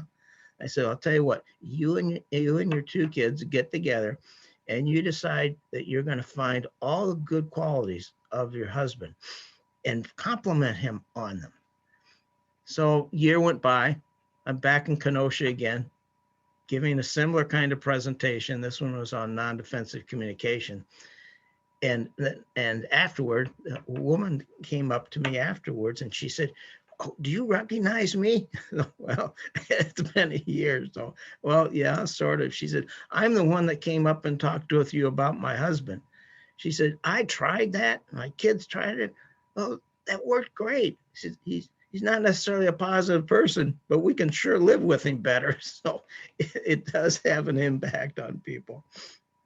Number 4, we need to understand the psychology of negativism. And you all know that negativism gets more attention than positive. It's reinforced by that attention. And it's also all about how a person sees the world. See, here's the problem. Negativism has always gotten more attention than positive. And as soon as we give attention to that negativism, we've gotten sucked in and we have reinforced the negative comments and the negative energy. Late night news, why do you suppose it's always so negative? It's because that gets more attention and there are more viewers. So what does that mean for us? It means that we have to really try hard not to give negativism that attention. It could be in a room with 4 or 5 people, you're enjoying yourselves, sharing stories. How many negative people does it take to change that atmosphere? Just one.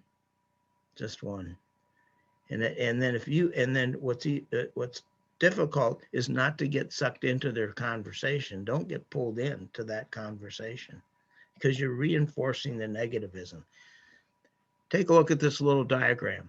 See, negative people all they're doing is thinking negative things. That's all. So in their brain, they're putting in anger and blame and helplessness and greed and hate, and I'm the victim and nobody respects me and so on. All that stuff is going into their brain, into their head. Barbara Fredrickson's work on that. So her comment is then, what else do you expect to come out? If this is what you're putting into your head, what's going to come out? It's got to be negative. I have this karaoke machine I use for a PA system, and it'll play 3 CDs, and it'll play forever. Well, if I don't put Elvis in, Elvis isn't going to come out. It could play for 24 hours, but Elvis isn't going to come out of there because I didn't put him in. So how can a positive person come out of somebody with all these negative thoughts? So this is the kind of thing that we do, is that we can do this. People respect me. I care about others. This will work. The data are sound, et cetera, et cetera. If that's what's going into your brain, you can't help but be a positive person. So what do you do with those negative folks that are thinking all those negative things? If you can kind of try to put into their brain some of the good things that they're doing, they just might begin to start changing. Now, what do negative people depend on to get what they want? See, negative people are manipulating us. They're using us for their own benefit. And they'll use any one or two of these 9 things. Sometimes they're negative just to get attention. Remember I said negativism gets more attention than positive? They'll use fear, use guilt, intimidation, a sense of power. They just want sympathy. They want to see what kind of response they can get out of you. Gives them a momentarily a high. So here's a thought. If there are 3 or 4 of you working in an office or on any other kind of setting, and you have this one negative person, you could get together and try to, as a team, try to figure out which one of or 2 of these they're using to manipulate you. And that will help you figure out how you might be able to deal with them more effectively. Number 5 is, and this is so important and it's so hard to do, don't get sucked into their downward spiral. They're going down every day with their negativism. If we participate in their negative conversations and their negative emotion, we end up going down into that spiral with them. So if we don't participate in their negative conversations and emotions, we control our own attitude and emotion. We can stay on top of things and not get pulled in to their negative downward spiral. It's sort of like a whirlpool.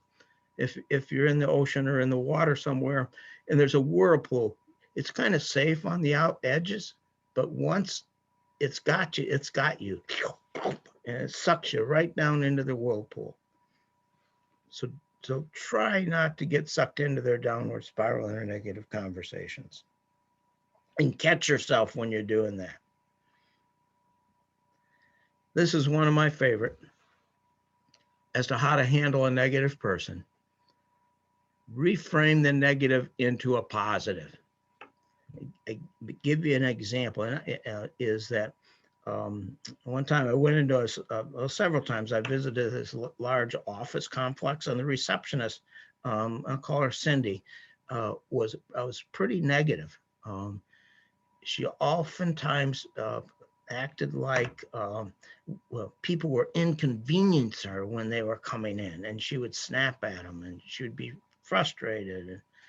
So one day I went in and I asked Cindy, I'm here to see George, got an appointment at 8. Well, sit down, he'll be with you in a minute. And I said, okay, I'm gonna do something with this. So I said, sure is a nice day out there today, isn't it, Cindy? It was a beautiful day. And she responded, yeah, but it's supposed to rain tomorrow. And I responded, yes, you're right. It is supposed to rain tomorrow, but I'm going to enjoy today while it's here. That's the reframing. Okay? And you know something else, Cindy? I'm going to enjoy myself sitting on that chair, waiting for you to get George out here so I can meet him with him.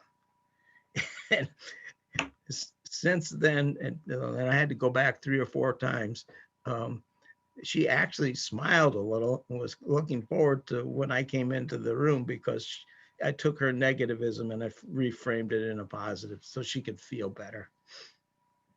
Now, reframing, let's stay with it for a minute. 2 presidents, 1 Democrat, 1 Republican. Through history, they have been, it's been determined they are 2 of the best communicators that we ever had as presidents. So why they were great communicators? Lots of reasons. One of the main reasons is they reframed things. For example, John Kennedy, when he was elected president, there was a lot of negative comments about John Kennedy and things like, well, you're the youngest president we've ever had. How can a young person like you run the country? We got this Cold War with Russia, and we're in the middle of inflation, and we got this Bay of Pigs thing going. What good are you? What are you going to do? Someone as young as you, how can you help run our country? Well, in his inaugural address, you remember this? Ask not what your country can do for you. Ask what you can do for your country. Famous quote. Famous saying. That was in his inaugural address. It was actually a reframe. And what he was saying was, Okay, American public, ask what you can do for me, the country, and not what the country's going to do for you. We're not going to get out of this without us being together and working together. That, and if you ever get a chance, Google his inaugural address. It's the most amazing transformation that I saw ever seen in an inaugural address. Now, Ronald Reagan. Ronald Reagan in 1984 was squared off in a debate for his next term in office. He'd already had 4 years. Walter Mondale from Minnesota was his opponent. So Mondale and Reagan square off on the first round of debates. And Mondale made a huge issue about Reagan's age because he was 72 at that time. And you got to remember, this was 1984. So age was less respected than it is now. So, and next day, headlines that Ronald Reagan had lost and Walter Mondale had won the first round of debates. And newspapers were concerned about Reagan's age. And if he were to die in office, some unknown Texan by the name of George Bush would become a president. Second round of debates. Mondale tries to bring up the age issue again. The reporter asked Ronald Reagan, well, what do you think about this age thing?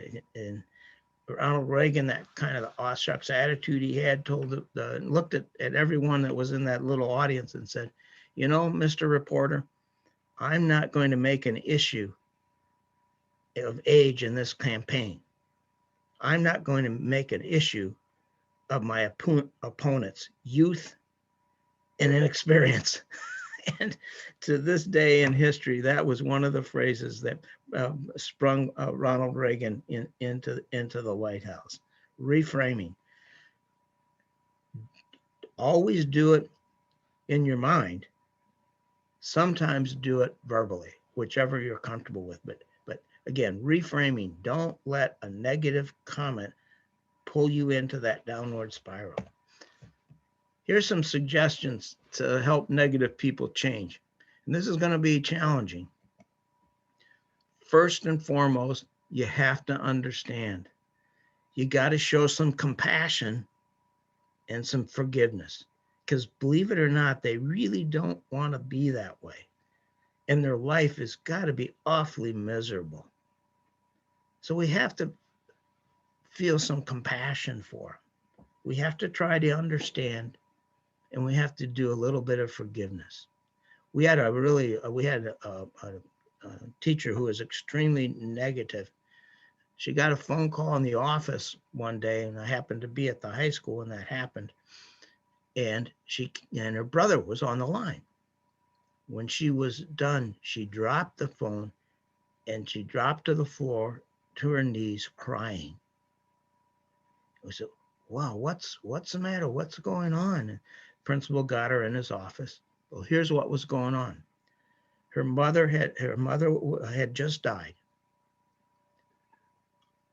And that wasn't tragic enough. But she and her mother had not talked to each other for 22 years because her mother was upset about who she married. In addition to that, her mother had been ill for 6 months, and she made her son promise not to contact this teacher until she passed. And we also found out that her mother tried to push her out of a moving car when she was 8 years old. Now, all of a sudden, all of us began working with her, treating her differently, and there was some compassion there. See, we don't know, we never know what's somebody's history. We don't know what's behind it. We all have a private life. And oftentimes that negative private life pops up and comes out at us. So we have to try to understand. And when we can understand, treat people with a little compassion and forgiveness.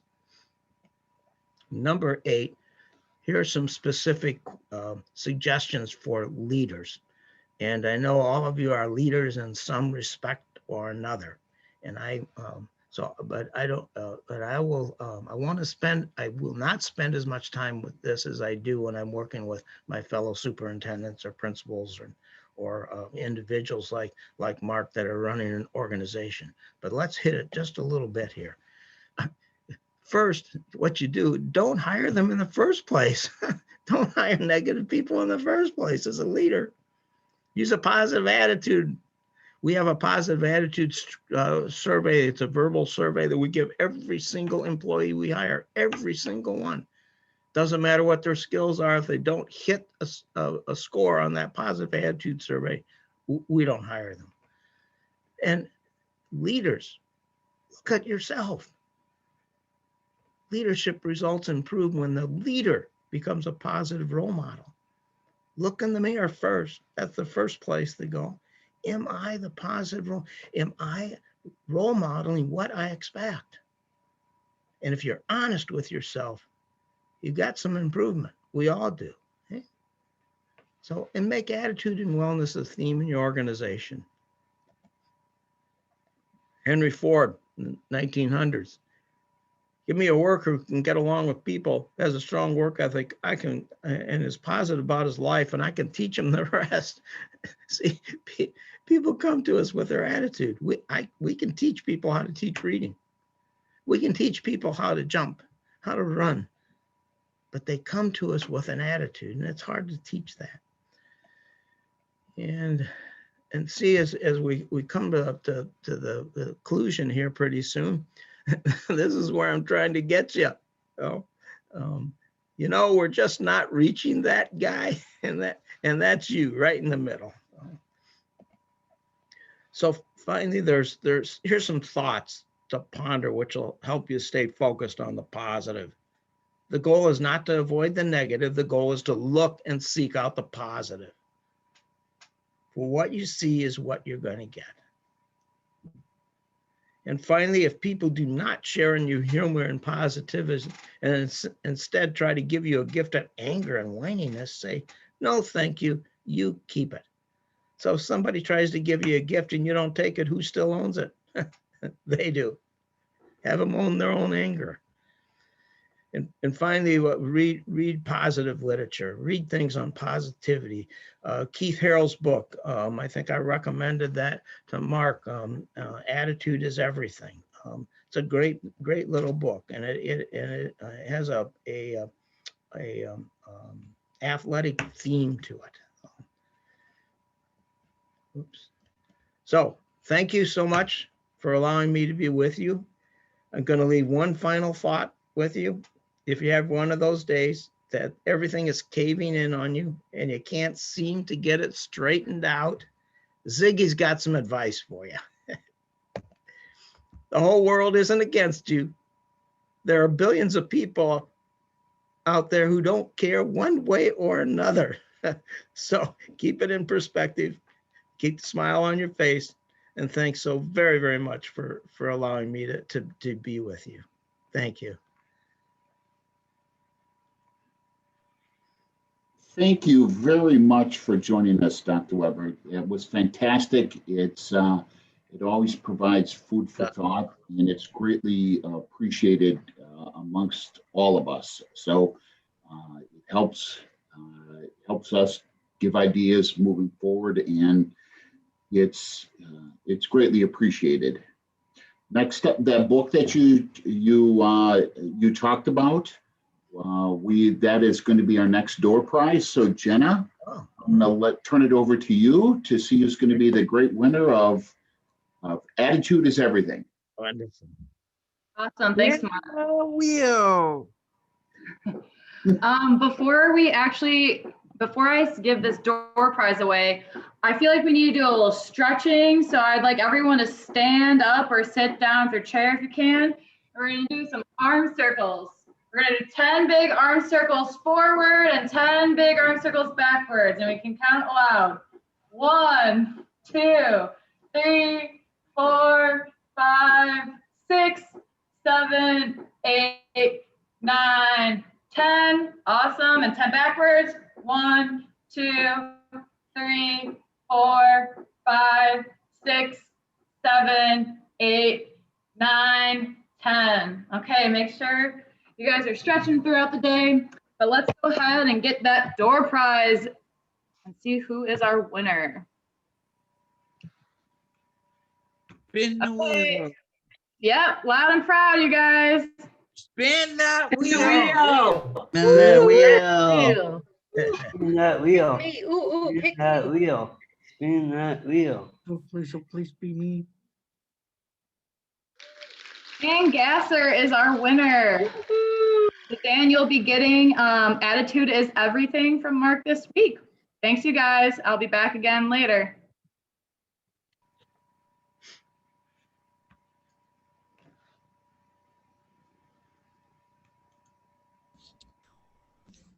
Hi, Jenna.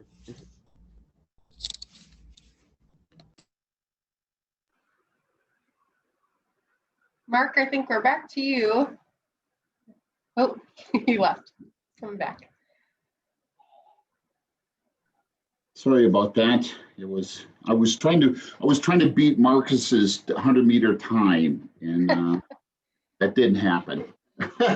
So again, awesome job, Jenna. Thank you. Now we have athlete Ed Castron to introduce our next session. Edward is from Oshkosh Special Olympics, and he's another one of our very accomplished athletes. In addition to being a member of our Athlete Leadership Council, he is also the creator and host of the award-winning TV show Making It Happen on Oshkosh Public Access Television. He is also now a member of the Special Olympics Wisconsin staff. Please give it up for Ed Castron.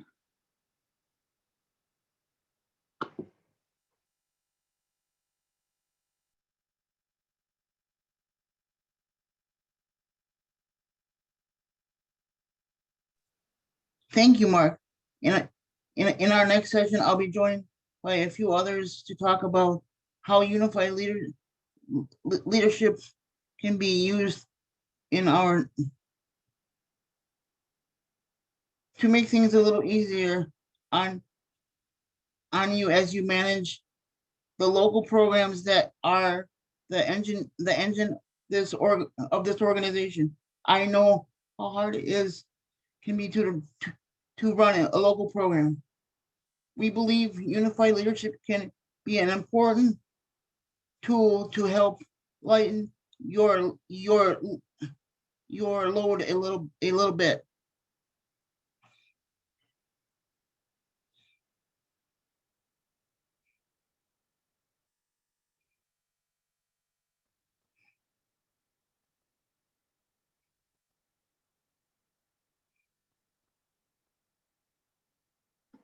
Unmute myself.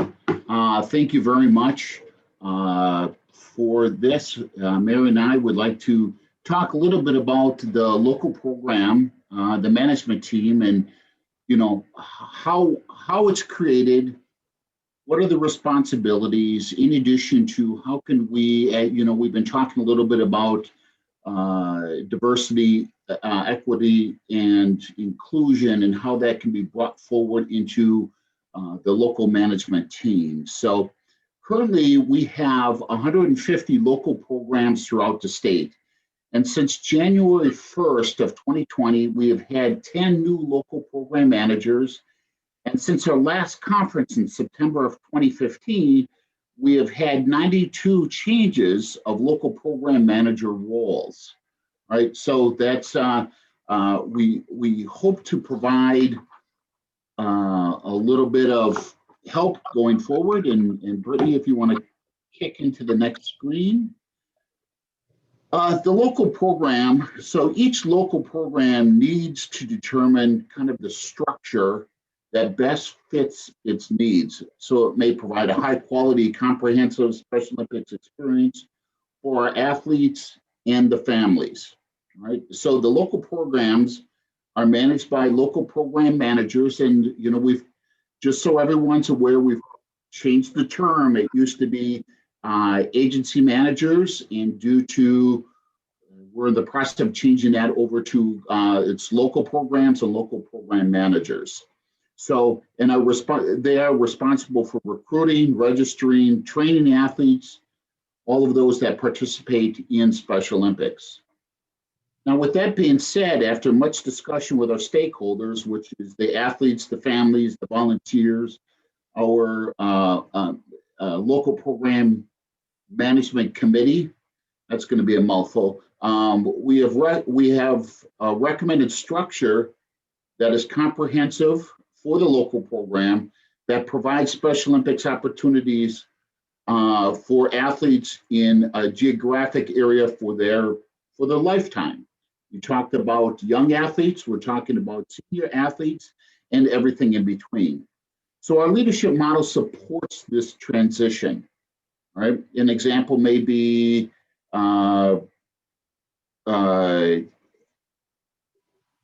handling just expanding the role. We have one program where one person is in charge of everything, and at times it gets a little overwhelming. Well, let's talk about, as the title says, kind of lightening the load, right? So offer younger athletes, go through and work with our unified schools. And then after the school year, you know, what are some other opportunities from the agency management and the coaching and the chaperoning and all aspects there. So it is the direct service for our athletes and their family members in the Special Olympics larger accredited program. So we're going to talk about that growth and that expansion. Next. Like, so as you can tell by the title, many hands make light work. So what does that mean, right? People can do things more quickly and easily when they work together for a common goal. Managing a local program is important, but many hands help light work, right? So inviting people from different backgrounds into your team is one of the easiest ways you can put a local program together. So we'll kind of go through that in a little bit, but we talk a little bit about, as Ed had mentioned, having athletes involved in doing part of that role, them becoming, you know, from coaches or making sure that they help out on the fundraising aspect of it. And, you know, bringing families together from the young athletes and bringing those in and working with masters and working on the senior athletes and just kind of utilizing and expanding that role whenever possible. Okay, Brittany. So what is a management team? The general description of a management team is the group of individuals that operate at higher levels of an organization and have day-to-day responsibilities for managing other individuals and executing key functions. The management team is generally responsible for putting together the business strategy and ensuring the business objectives are met. Well, why I put that second one in is you can kind of look at a local program as a business in the aspect of you have to deal with getting facilities, your fundraising, your purchasing and getting the equipment and the uniforms, and you're working on transportation, and you have athlete medicals, and you have all aspects of it. And so it's the ability to coordinate and work with that. Hey, Brittany? So what is the management team? A successful local program, you know, it's dividing responsibilities amongst management team members. What areas will the management team focus on? There's leadership, works with and leads the management team. Delegates, that's the key there. Oversees finances and fundraising activities. There's the sports aspect of it, working and supports coaches, secures facilities, communicates with athletes, and the general volunteers that talk about recruits, trains, assigns volunteers. There's Class A, medicals, monitoring social media. But the local program it creates the shape of the management team. So what's critical is, and there's a few programs I'll use, Linda, who's on the phone, she works in conjunction with Kevin to run a program, and then there's individuals within that program that have various focuses. Jane from Manitowoc, she has a management council that divides and conquers. We found that to be the management style a little bit more effective rather than being at times overwhelmed when one person does it. And, just kind of spreading that so you can kind of work as a team. So, Brittany? So you will see this slide again as was presented by Tommy in the earlier session. And what I like about this slide is it captures the initiative of diversity, equity, and inclusion. And when I've been doing some reading, the U.S. Department of Housing and Urban Development defines it simply by saying diversity is the mix and inclusion is getting the mix to work together.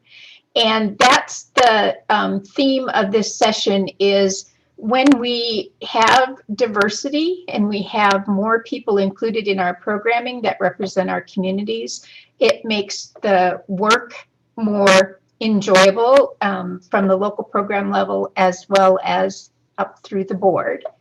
Next slide. So the why is something we've talked about and shared with our board, with our staff, with our athlete leaders and our stakeholders, and with the local program managers. And what we would like to share is that diversity, equity, and inclusion gives more creativity. It provides hardworking groups of volunteers that represent your communities and the athletes that you serve. So we have a brief video that talks about volunteers and diversity.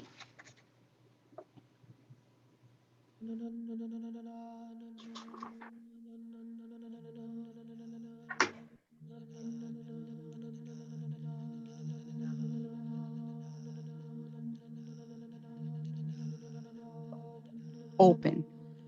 Open a door and it opens all the others.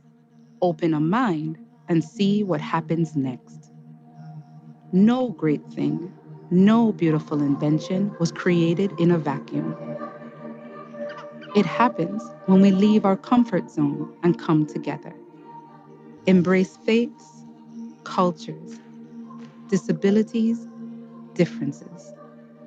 Embrace races, ages, ideologies, personalities, creating a tool or device nobody saw coming. Humanity is plural, not singular. The best way the world works is everybody in, nobody out. So who we're made of is everyone. Differences not just celebrated, but essential. Many more women in charge, equal pay for equal work everywhere. A new generation of Apple, more diverse than the one that came before. Open is not just who we are, but what we believe as a company. Because humanity isn't singular, it's plural. The truth is, we don't see things the same. The power is, we don't see things the same.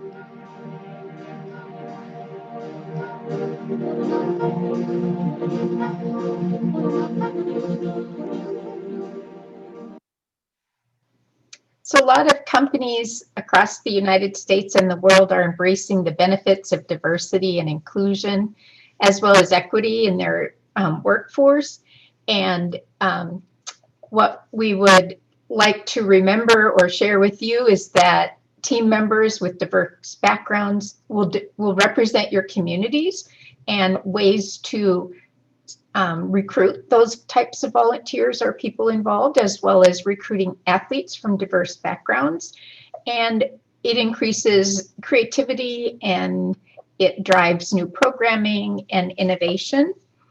And some of the ideas that we would encourage would be to look at service organizations. In one of the sessions that I was in on volunteers and recruitment, we talked, it was discussed to contact schools and universities for their volunteers or students and athletes that might want to become part of a local management team or coach, as well as churches, service organizations like Boys and Girls Club and the Knights of Columbus. Those would all give you a great deal of diversity. And as you find things that are working in your communities, we would ask you to share that with the leadership team as well as with Mark, because we're in this together and we all bring great value to the organization, which is Special Olympics. Next. So the management team, thank you, Mary, and part of that recruitment session we talked about is how do you get family members involved, and we'll kind of talk about that a little bit later within this management team, where we can show where they can bring input and value to the team, but doesn't require them to be there at, all the time. And then we'll get a little bit of feedback as well. But from the management team, a successful program will ensure sustainability of the local program by creating a management team. We have found that the smaller programs that are led by one or two, they run out of steam, and there's no one that they can rely on anymore, and then trying to find who's next in line sort of thing. So by having a management team, it helps with succession into that leadership role, sustainability of the local program, and we found that a management team provides a little more successful path. So each local program varies in size. We have some as small as 3 athletes to a program, to as many as 336 to a program, with the average size of a local program roughly about 55 to 60 in size. So a team structure supports those opportunities with athletes, someone directed towards families, and additional volunteers as the program grows. Next, so what is a local program, right? As you can see, we love acronyms. So the LPMT, I'm gonna come up with something better. It doesn't flow, but we'll figure that out. As a team, is one designed for dividing local program tasks amongst the group. A management team is a working team and not an advisory committee. So everybody has input. They'll be given are given a function, but they work together, and that's the key to a management team of working together. All right.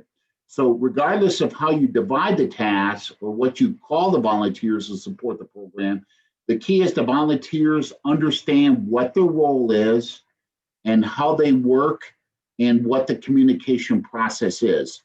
So that's kind of the forefront of the management team, working together and communication. And so you're all on the same page, pushing out to all involved the direction of the local program. Next. So what is the team description, right? Again, the many hands, which is critical. It's providing the foundation. And again, part of that team is as the kind of the theme of today's conference is the unified leadership, right? The input from athletes and being part of that leadership team, family members being part of that leadership team, where we had talked on during our recruitment of how do you get family members involved by creating a role with them as a leader from that family and being the communication or the with other family members, and then they kind of utilize that to help grow that process of it. So making it a unified front. But the key is the local program manager is aware of any volunteer restrictions and should consider this when assigning key leadership roles. As a local program manager, you're still in charge. You got the final say, but developing a team that you're comfortable with, you trust, that's the critical. But in order, they also need to make sure that they fit the Special Olympics volunteer policy and procedures going forward. Next. All right, so here's an example of a team description. So you essentially have the structure itself of a local program manager, please, this is the older term, we've kind of updated that, but you have someone in charge of the athlete medical, someone in charge of fundraising and treasurer and volunteers. And then again, we found that there's some success with an athlete council within an agency management, and then having that representative again being part of the agency management, and of course the volunteer, or you could also have a coach or competitions manager that is part of that, but the team works together based on the direction of the program and the sports and events that they get involved in. So this kind of gives you that example, and we can further expand this if needed. Next. So who do you recruit? You know, Mary brought up in some of the discussions, we talked a little bit about this at our recruiting as well. Professionals with experience in key areas such as finance or fundraising. You know, we've had some local coaches that want to be involved on the sports end of it. General parents, and the parents can oversee some of that fundraising or kind of a parents' council, working with civic groups, fraternities, again, with our LETR, getting them involved. You can certainly put an LETR member if you're within your community as part of your agency management, local program management team, and make them and be integral part of that. Again, teachers and other young professionals as well. So working with the Chamber of Commerce and such. So there's a wide variety available, but again, following the policies and procedures of your local program. This breaks down a little bit about the role descriptions of that. Now, you could have a description for every role within a local program, but the size of your management team will vary, and it will vary depending upon the size of your program, the number of athletes, the number of events that you want to. If you're only doing bowling, you're certainly not going to have a large management team, but if you're in 7 or 8 or 9 sports, I'll use North Suburban's example. They're in multiple sports and multiple seasons, so they're going to have a tendency to have a little bit larger management team with that. So you adapt based on your needs as a program. And we can certainly talk about get with your regional staff to talk about, this is what I've got. What do you suggest? What do you think we should have? Utilize your regional staff for input. Utilize your Special Olympics Wisconsin staff for input there as well. And then talking about unified leadership. First of all, what is unified leadership? Well, we've been talking about that throughout the day, but building from sport, unified leadership teaches leaders of all abilities the value and to learn from one another. We all have strengths, right? We all have weaknesses. We work together to bring all of those strengths out and expand on those. And what may be a weakness for someone else is a strength for another individual. So working together to make sure that the local program is successful. Athletes as leaders at the local program level builds leaders of all abilities. So making sure that we look at the full spectrum for that. And, as noted in the Special Olympics Inc. Unified Leadership resource page, many Special Olympics athlete leaders are successful media influences.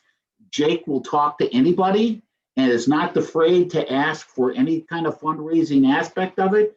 Our athletes are experts at fundraising. Let's utilize that to the best ability. They will, and they have a great story. Utilize that to our best ability, both at the local level, the regional level, the state level, and the national level. So, and then unified leadership approach helps people without disabilities to turn from that unconscious bias to conscious inclusion, changing attitudes. That's what it's all about, all right? Athlete leadership, where athletes train and take on roles as educators, influencers, and leaders with people with and without disabilities. And that's critical. And being part of your management team adds to that. So what areas will the management team focus on? From the leadership aspect of it, you work on and what lead, just kind of leading that management team.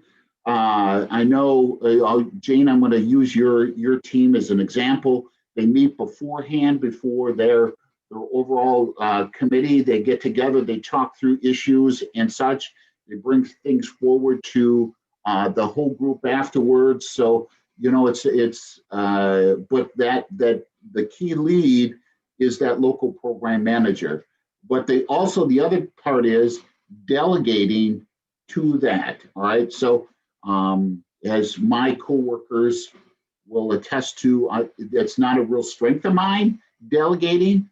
I'm working on it, but in order to get things done, you've got to learn to do that, right? And then oversee the finances and fundraising activities. You can have someone oversee that fundraising aspect of it, but the final say comes down to the local program manager. From a sports end, you work and support the coaches, facilities and equipment, and overall communication.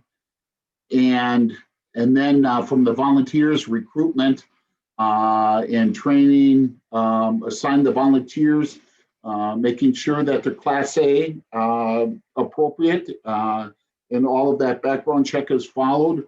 Oversee communication with other volunteers, and monitor social media. So, and then the overall, and I think we've seen this slide before, but inclusion, what does it do? It's building from sport. Unified leadership teaches leaders of all abilities to value and learn from each other. And that's what we're trying to do within a management team as well. Build and learn from each other to inspire change and to create environments and where people with IDs succeed in meaningful jobs and roles. They've got a lot to bring to the table, so let's take advantage of it.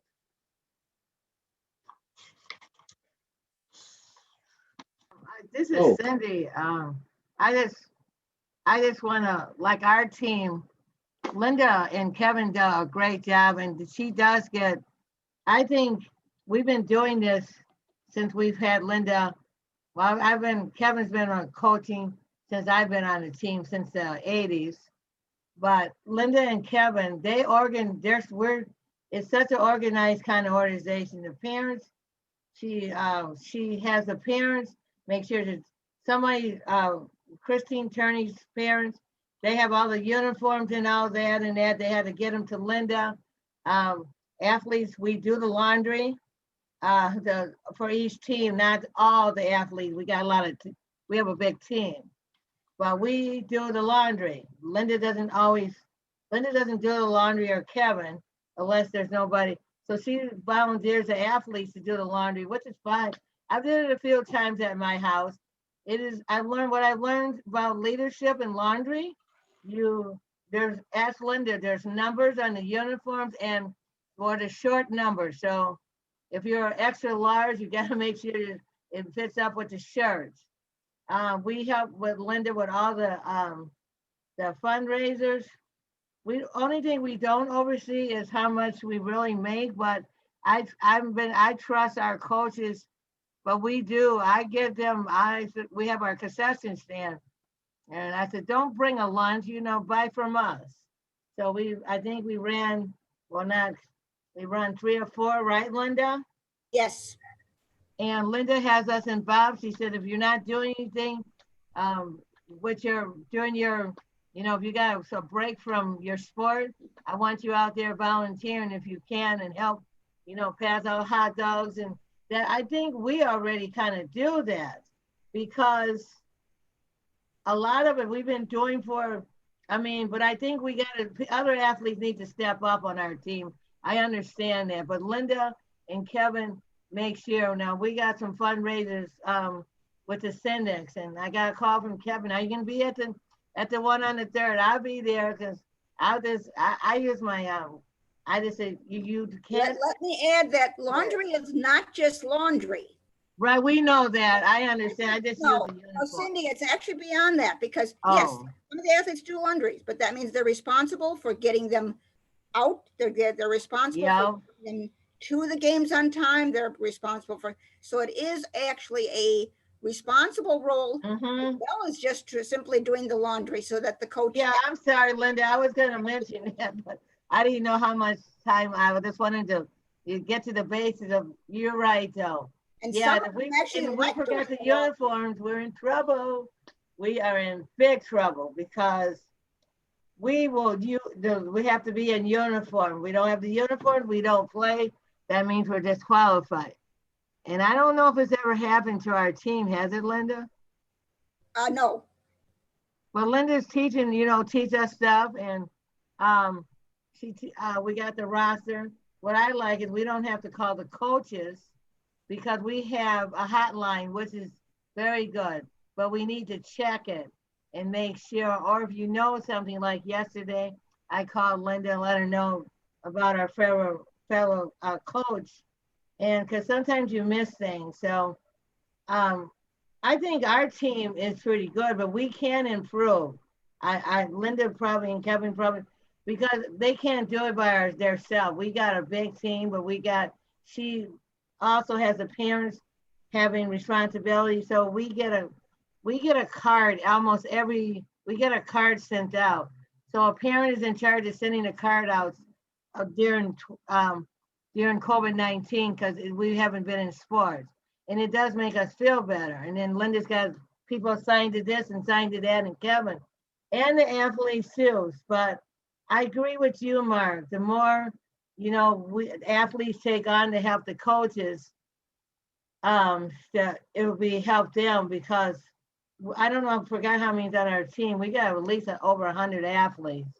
And does that mean you're going to run one of the Healthy Steps programs? That's right. I will do that for you. All right, I'll tell Kim.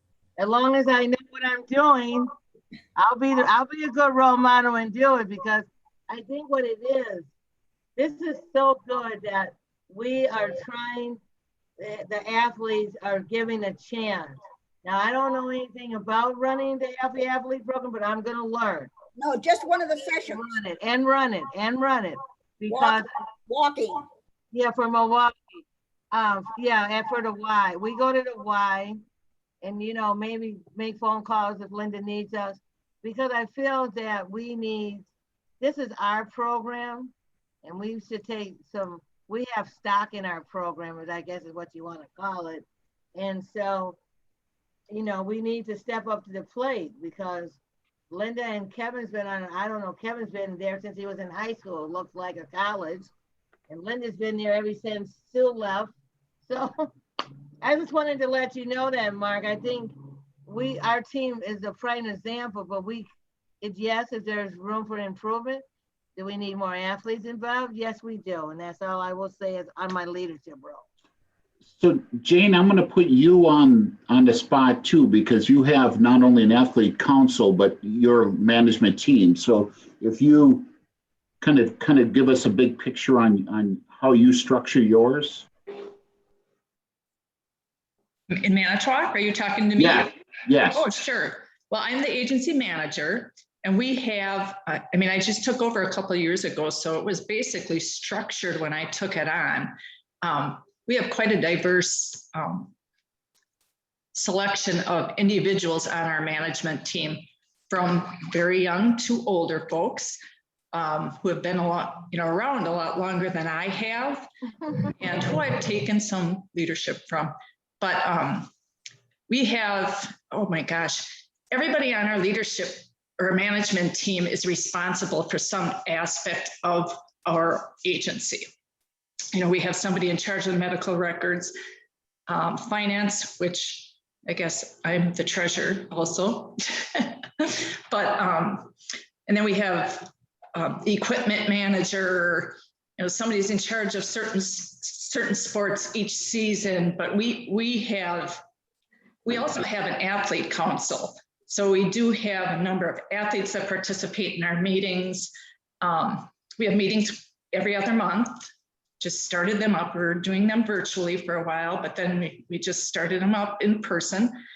But we've got quite a large group of individuals who help out in some aspect of the agency. So I don't have to do everything. And when you were talking about delegation, delegating, I think I'm pretty good at delegating. You almost have to be. We have almost I think about 175 athletes, and we participate in many different sports every season. So you have to be able to delegate, because there's no way, one or two people can do everything.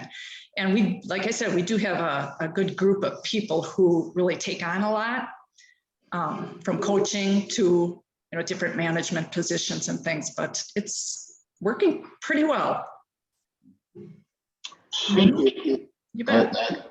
Thank you. It's always, as we talk, it's now, if some had thought, well, maybe I need to, it really does help. And then, just the key of bringing in a lot of different voices and expertise, as the Jane's example of someone handling the equipment, if that's what they're comfortable with doing and are very strong, use that to, use that strength. The athletes and the ability to fundraise or talk to people and such, use that strength. So the idea of, the diversity and the inclusion and everyone kind of being on that same page and such. So yeah. And I don't want to interrupt you. I don't want to interrupt you, but another individual that we have, super individual, but not comfortable talking in front of people, or that type of thing. But she wanted to help in some way. So she is our uniform manager. So behind the scenes, she can take care of all of that. And she's doing a fabulous job. So, you can get people who really are not comfortable being in front of people, to do things like that behind the scenes. And there was a question in the chat for you, Jane. Are all of those positions, are they paid or volunteer? We are a strictly volunteer agency. So everybody is volunteer. Nobody's paid. And our team is all volunteered. Yeah. Yeah. I have a question for Mark. Okay. So, when you were talking about the fundraising and stuff, and well, my agency does a couple of things, like with the Red Cedar Speedway, and and the basketball tournament in Baldwin every January, at the end of January. So we do a lot of fundraising with that in the school. And one of my big questions is, how can I help fundraise even though I'm in a virtual setting right now? The key is, talking to your local program manager, right? You don't want to just run off and start fundraising because there are some rules and stuff that's dependent upon what you do. So just contact your, Dan and Yep. say, I'd like to help out on some fundraising. What can I do? What's coming up? There's a lot of regional stuff where the local programs get a rebate to that, and utilizing our athletes from Big Red Raffle tickets to the solar plunge coming up and getting everything associated with that. So you just reach out to your local program manager and discuss what you'd like to do and take it from there. I just like to, kind of be involved in this stuff, even if this stuff is virtual. Yeah. Mary, do you have any last minute comments? Nope. Thank you very much for your time.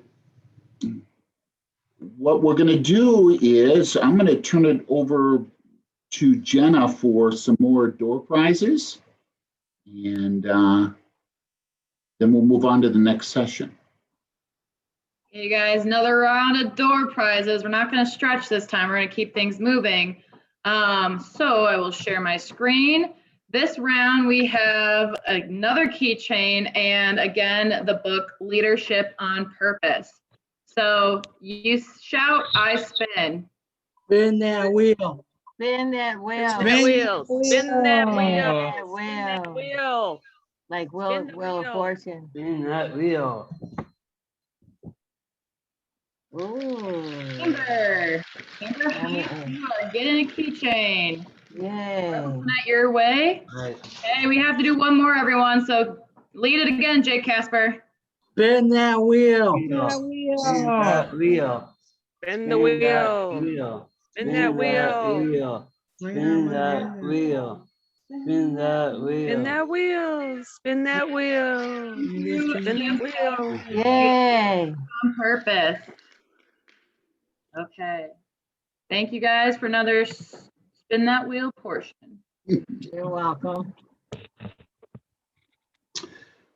All right, next we're going to take a moment to recognize some of our wonderful people that who help make up this incredible Special Olympics community. We're going to get years of service.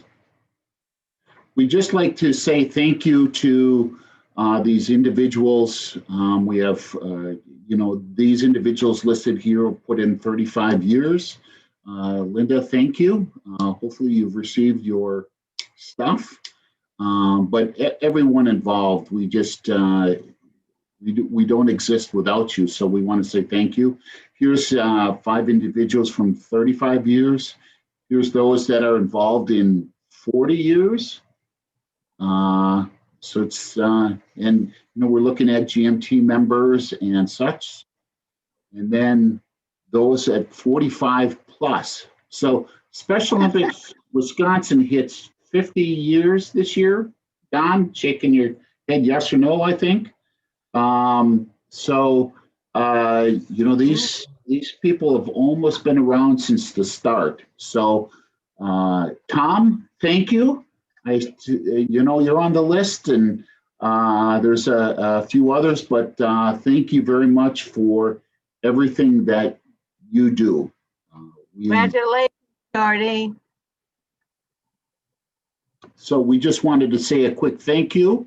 There may be an individual or two, hopefully. Hopefully there's, if we missed, I apologize. We'll make it up, but we also wanted to The next portion of our program is a difficult one, but it's an important one. Up next is a video we made to help remember and celebrate the people in our great Special Olympics Wisconsin community that we have lost over the last 2 years. Usually this is done at the Summer Games every year, but since we didn't have Summer Games last year, we're using this opportunity to honor those we've lost since 2019. The list is based on what local programs reported to us, and the photos used were submitted by them as well. These athletes, parents, coaches, and volunteers have been an integral part of our community, sometimes for decades, and they are missed dearly.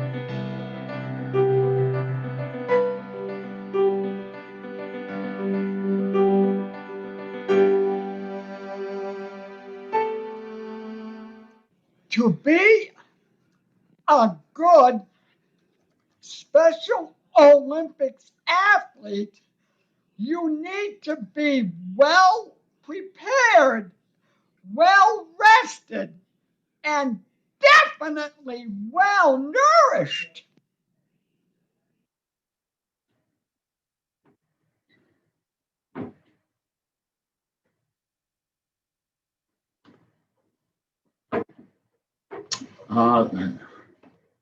Thank you, Tommy, for putting that together. It's taught us to appreciate what we have during this tough time over the last year or two, but we'll come back stronger, working together. And excited for those next steps. So what I'd like to do, and I apologize to my committee, I'm going to change a little bit, Jenna. Since we have a little bit of time, let's do that last drawing before this next session. and then we'll get into our last portion of the conference. Sounds good, Mark. So the last drawing that we have is, again, the Leadership on Purpose book. Bear with me. And last time, you guys, so loud and proud. Spin that wheel. Spin that wheel. Spin that wheel. Spin that wheel. Spin that wheel. Yeah. Spin that wheel. Spin that wheel. Elaine. Spin that wheel. We'll have to get her, but we have it. Awesome. Thank you, guys. Thanks, Jenna. Good.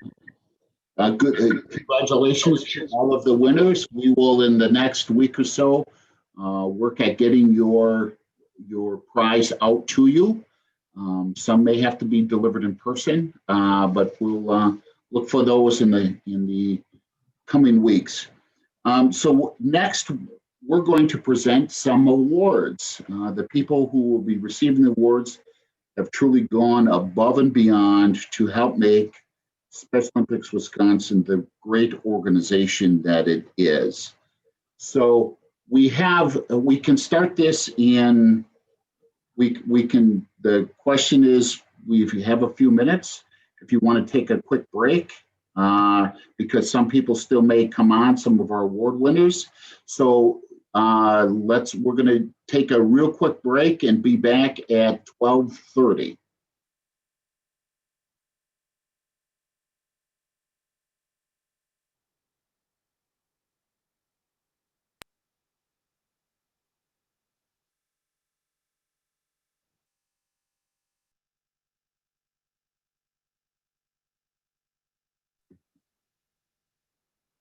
All right, who's going to sing a song?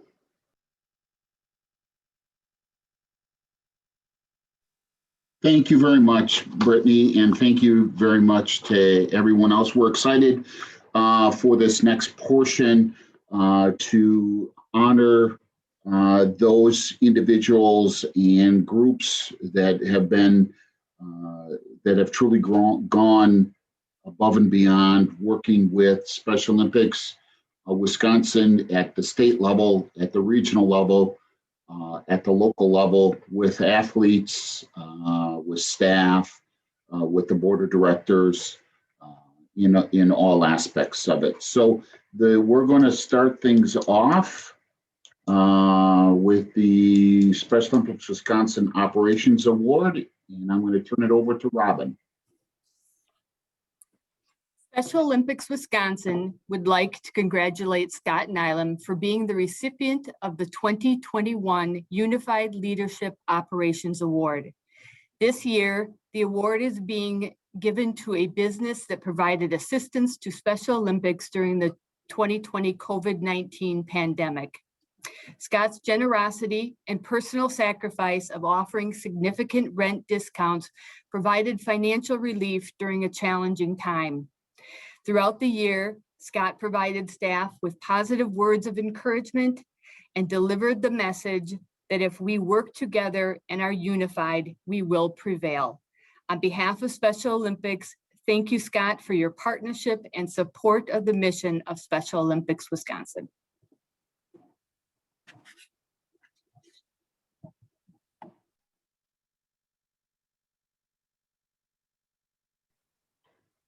If you want to click to the next one, Ginny or Deb. Yes. Well, I'm so excited to announce this award winner. The Mike Schulte Award goes to someone who is active in a sport, to an athlete who is active in a sport, participates in athlete leadership, and is a motivated, fun, creative, and supportive Special Olympic Wisconsin athlete leader. This year's Mike Schulte Award goes to Cole Cleworth. He's from Region 2. Cole started Special Olympics when he was 8 years old, and he has competed in track, bowling, snowshoeing, and cross-country skiing. Cole has taken part in many athlete leadership roles courses such as Global Messenger, Athlete Health Messenger, Athlete as Coaches, Intro to Athlete Leadership and as a Polar Plunge ambassador. Currently, Cole is coaching track and bowling in Region 2, and he serves on the Polar Plunge Committee and the Run with the Cops Committee, and has represented Special Olympics Wisconsin during Hill Days in Washington, D.C. this year virtually. Cole has raised, are you ready for this? Over $30,000 for Special Olympics Wisconsin for the Polar Plunge, and he also takes part in other fundraising events. I know he was at the Dunkin' Donuts Cops on the Roof event and raised money. He has served on the Athlete Leadership Council and represented Special Olympics Wisconsin at several events, has manned different tables, and is always willing to get out there and help. Cole's motto is he wants people to realize what persons with ID can do, not what they can't. I've known Cole since he was 3 years old, and I've watched him grow into a fine leader. And believe me, every year he's told me when he gets a year older. So he's going to come on in a second here, but I want to say it gives me great pleasure to present Cole with the Mike Schulte Award this year. Congratulations, Cole. Thank you. Thank you. I am honored to receive this award. It's been awesome to serve the mission of Special Olympics by being an athlete leader, health leader, messenger at Hill Day. And more than I love being in athlete as coach and walking with other athletes. When I go out and talk to the people about the Polar Plunge, shows the people what athletes can do and not what we cannot do. I would like to thank Sab and Jeannie and the athletes, everyone involved with Special Olympics for all their support. Special Olympics rocks, and so do you. Thank you. Congratulations, Cole. Thank you. Well deserved, well deserved. Our next award is for the Unified Champion School of the Year Award. Erin? So I'm actually going to step in for Erin because her internet's not working well, and I just want to move my screen around so that way I can see this individual. So my name's Jenna Lang.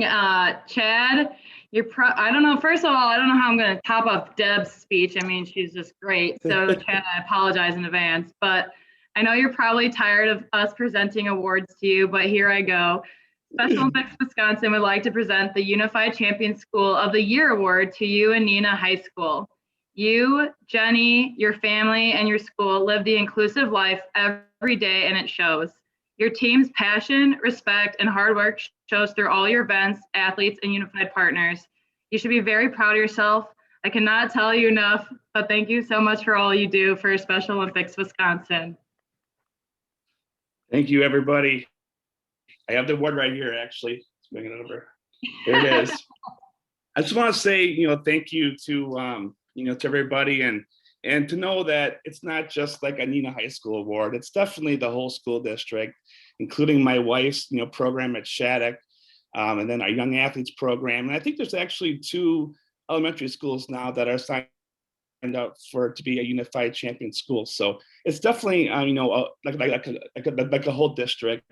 I started actually volunteering for Special Olympics back in the mid 1990s for a unified basketball team. So it definitely was a game changer for me. I got into Special Olympics, became a teacher, and met my wife there. So it's pretty special all around. So I just want to say that, that we actually, Neenah High School and Shattuck both, got named to national banner schools for Unified Champion Schools this past fall. And Neenah High School did go on to, get picked by ESPN as the top 32 schools in the whole nation. So that was a great award too. So I just want to say a big thank you to, everybody in Neenah. I mean, I could not do this without them. I mean, the whole list, my administrators for constantly, supporting Jenny and I and what we do. We owe it a lot to them. They are so special. And also our students. I mean, that's what it's all there is the students. I mean, I constantly have students coming to me with ideas, and it's just so great to help them and actually just assist them in all of their inclusive leadership opportunities. And in fact, in the past 2 years, in phase 2, our basketball game where my athletes play the teachers, we actually had a unified the last 2 years, and it's been a great addition to have that unified. And also, I want to thank all the athletes and families, and without them, because again, I always say it's always a team effort. It's always the families, athletes, administration. And I want to say one big shout out to my maintenance staff, because they do a great job of setting up for a lot of events for a Special Olympics at Neenah High School in Shattuck. So, and they are so gracious to let us come in there and be part of that. So, and last but not least, I want to say a big thank you to all everybody at Special Olympics. You guys are all amazing. You're always there to help me whenever I need. And Aaron and John, you guys are amazing. And I want to say, to Mark too. Mark's been a great mentor to me. So, thank you, everybody. Congratulations to Chad and to the Neenah School District. As a alum, I'm a proud papa. My wife works there, so yay! So thanks and congratulations. Our next award is the Organization of the Year Award. Sarah? Thanks, Mark. It's really an honor to present this award. We would all like to give a warm congratulatory welcome to Community First Credit Union for this year's Organization of the Year Award. Usually when we have sponsors or groups support us in our endeavors, a lot of times it's just, or I shouldn't say just, it is a gift as a sponsorship. And Community First Credit Union has always gone above and beyond, not just being a presenting sponsorship for 2 of our polar plunges, but also providing leadership, ideas, and also volunteers at the event. Each of the 2 polar plunges that they have been our presenting sponsor for a number of years. They provide registration assistance and volunteers during the event. 2021, this past February, was, even though our events were a little bit different, they still stepped up to the plate and said they would love to help in any aspect that they could. So they did do a presenting sponsorship again for both the Green Bay and then the Wild Rose area where we did those sledding polar plunge activities, and they were there again to volunteer with their staff. So they are not, unfortunately, able to be here to say a few words, but they did have a recording. So here she is. Hello, my name is Amanda Secor, and I'm with Community First Credit Union. Thank you for selecting Community First as your Organization of the Year. We were so surprised when we heard the news, and we're incredibly humbled at the honor. Our support of Special Olympics through the Polar Plunge is really not focused on winning awards. It has everything to do with helping your Olympians become winners. We support Special Olympics because it matters to the community, It matters to our members and to our employees. The Polar Plunge means a lot of different things to every person who plunges, volunteers, or gives. Maybe it's to show support for a loved one or the child of a colleague. Maybe it's because we've seen how your athletes can change the world and provide us all with incredible points of inspiration. Maybe it's just plain fun to jump into a freezing lake or plunge down a ski hill for a good cause. The important thing is that through the Polar Plunge, we come together, all of our employees and our members, to raise money and to feel really good about doing it. We come together because we know that your athletes need us. We come together because we need your athletes. And we come together because that's what a community does. On behalf of all of Community First's employees and our 147,000 member owners throughout Northeastern Wisconsin, thank you. We're honored to be part of the Special Olympics community, and we're committed to continuing to work together to find a way.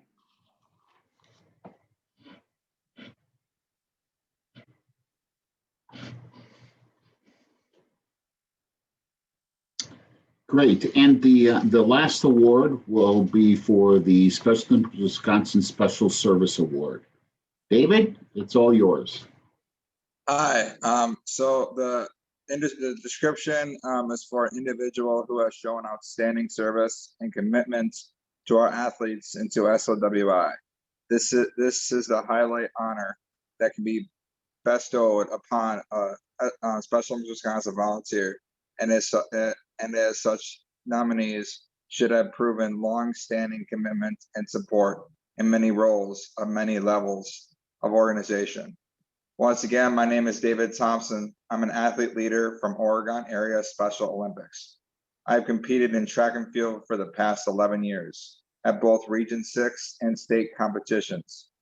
And one constant in my track career has been Bill Simmons. Bill has volunteered on both regional and state games management committees and has shared invaluable track expertise and passion with Special Olympics Wisconsin over the past 26 years.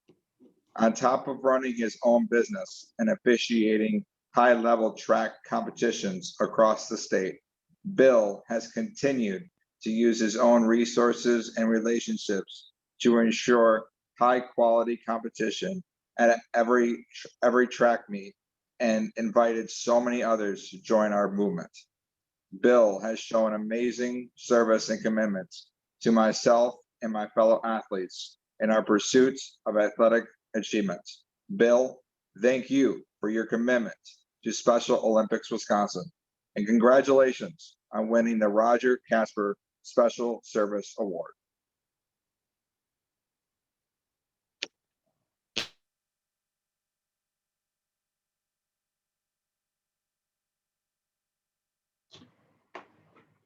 Bill, you'll have to unmute.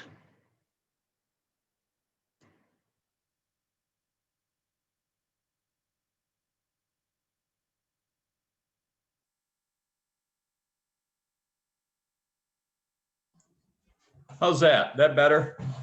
Yes. Well, again, thank you very much. It's been a pleasure to have worked with Special Olympics, meeting so many fantastic people. I was blessed with the ability to work 4 nationals and 4 international games during my career, plus do countless number of state meets and the meets at Oregon. And it's been a great time. For many of you who may not have gotten the news, I missed out on the 2020 season due to a major heart attack on Christmas Eve in church in 2019. So for the entire track season last year, which basically got postponed, I was laid up recovering everything, but everything's going well. I'm still helping out with local high school track meets and the state meet, and also had the opportunity to start both state cross country meets, both in the fall and the alternate one. And that was in Janesville, which was very nice too. So again, on behalf of myself and everybody else down here in Janesville, thank you, because a lot of those people deserve the award just as much as I do. And to all of you that are still working, continue the fight, because it's a great cause. Thank you very much. Congratulations, Bill. Thank you for your time and dedication. And thank you to all of our award winners. Your time, your dedication, your patience is greatly appreciated. So now we are at the kind of talk about final thoughts. I want to take a quick moment just to say thank you to the committee, the Leadership Conference Committee, Amber, Mary, Tommy, Jenna, Jeannie, Sarah, Brittany, Ed, Megan, and pseudo today, Nicole and Don for helping with some of that transition. Without you and your help, we wouldn't have gotten this far, and I greatly appreciate it. We will be doing a follow-up email next week with a survey. There's two separate surveys that's part of that. One kind of the general and one that's session specific. So if there's something specific, a session that you attended that you want to provide more detail, please use that and send it into a committee member. All of their contact information will be included. And we'll also be sending out the award to the door prize winners. That will be going out to everyone. So I wanted to give this last minute, if there's any committee member or Kathleen, management team, or if there's any board members on that would like to say something, this is a great time to do it. So team, anything you'd like to share? Well, I'll say, Mark, that this has been my first leadership conference, and while it couldn't be in person, hopefully the next one in a couple years will be, but I'm so honored to be part of this organization and feel so blessed to have people like the athletes and the volunteers and our coaches and staff just make this such an incredible life experience and journey for me. And just great job, everyone. Congratulations to all the award winners. You're all so deserving. Those that didn't win awards, you also deserve our thank you for everything you do. So if you haven't been outside yet, it's a hot one. So as you leave the conference, put on some cool clothes and turn on your air conditioner. Thank you. Jake, you're raising your hand? Yep. I was just wondering, you forgot one award. Which one would that be? The Dennis Ulrich Award? That's done at Summer Games, Jake. Which we won't have Summer Games this year. We'll see. So, anybody else, any last minute comments? Well, thank you very much. I just want to thank the Special Olympics Wisconsin Board of Directors and the team management team for everything they do. You guys are an awesome part of the organization. You guys make me feel special. Thank you again. Thank you. And again, thank you for your time, your patience, your commitment, greatly appreciated by all of the staff, the board of directors, athletes, families, and we're excited. And if you've got any questions, we're going to again send out a follow-up email next week. Anything specific, you can contact any of the committee members, and we will do our best to answer or direct it to an individual that can. So thank you, everyone, and enjoy the rest of your weekend.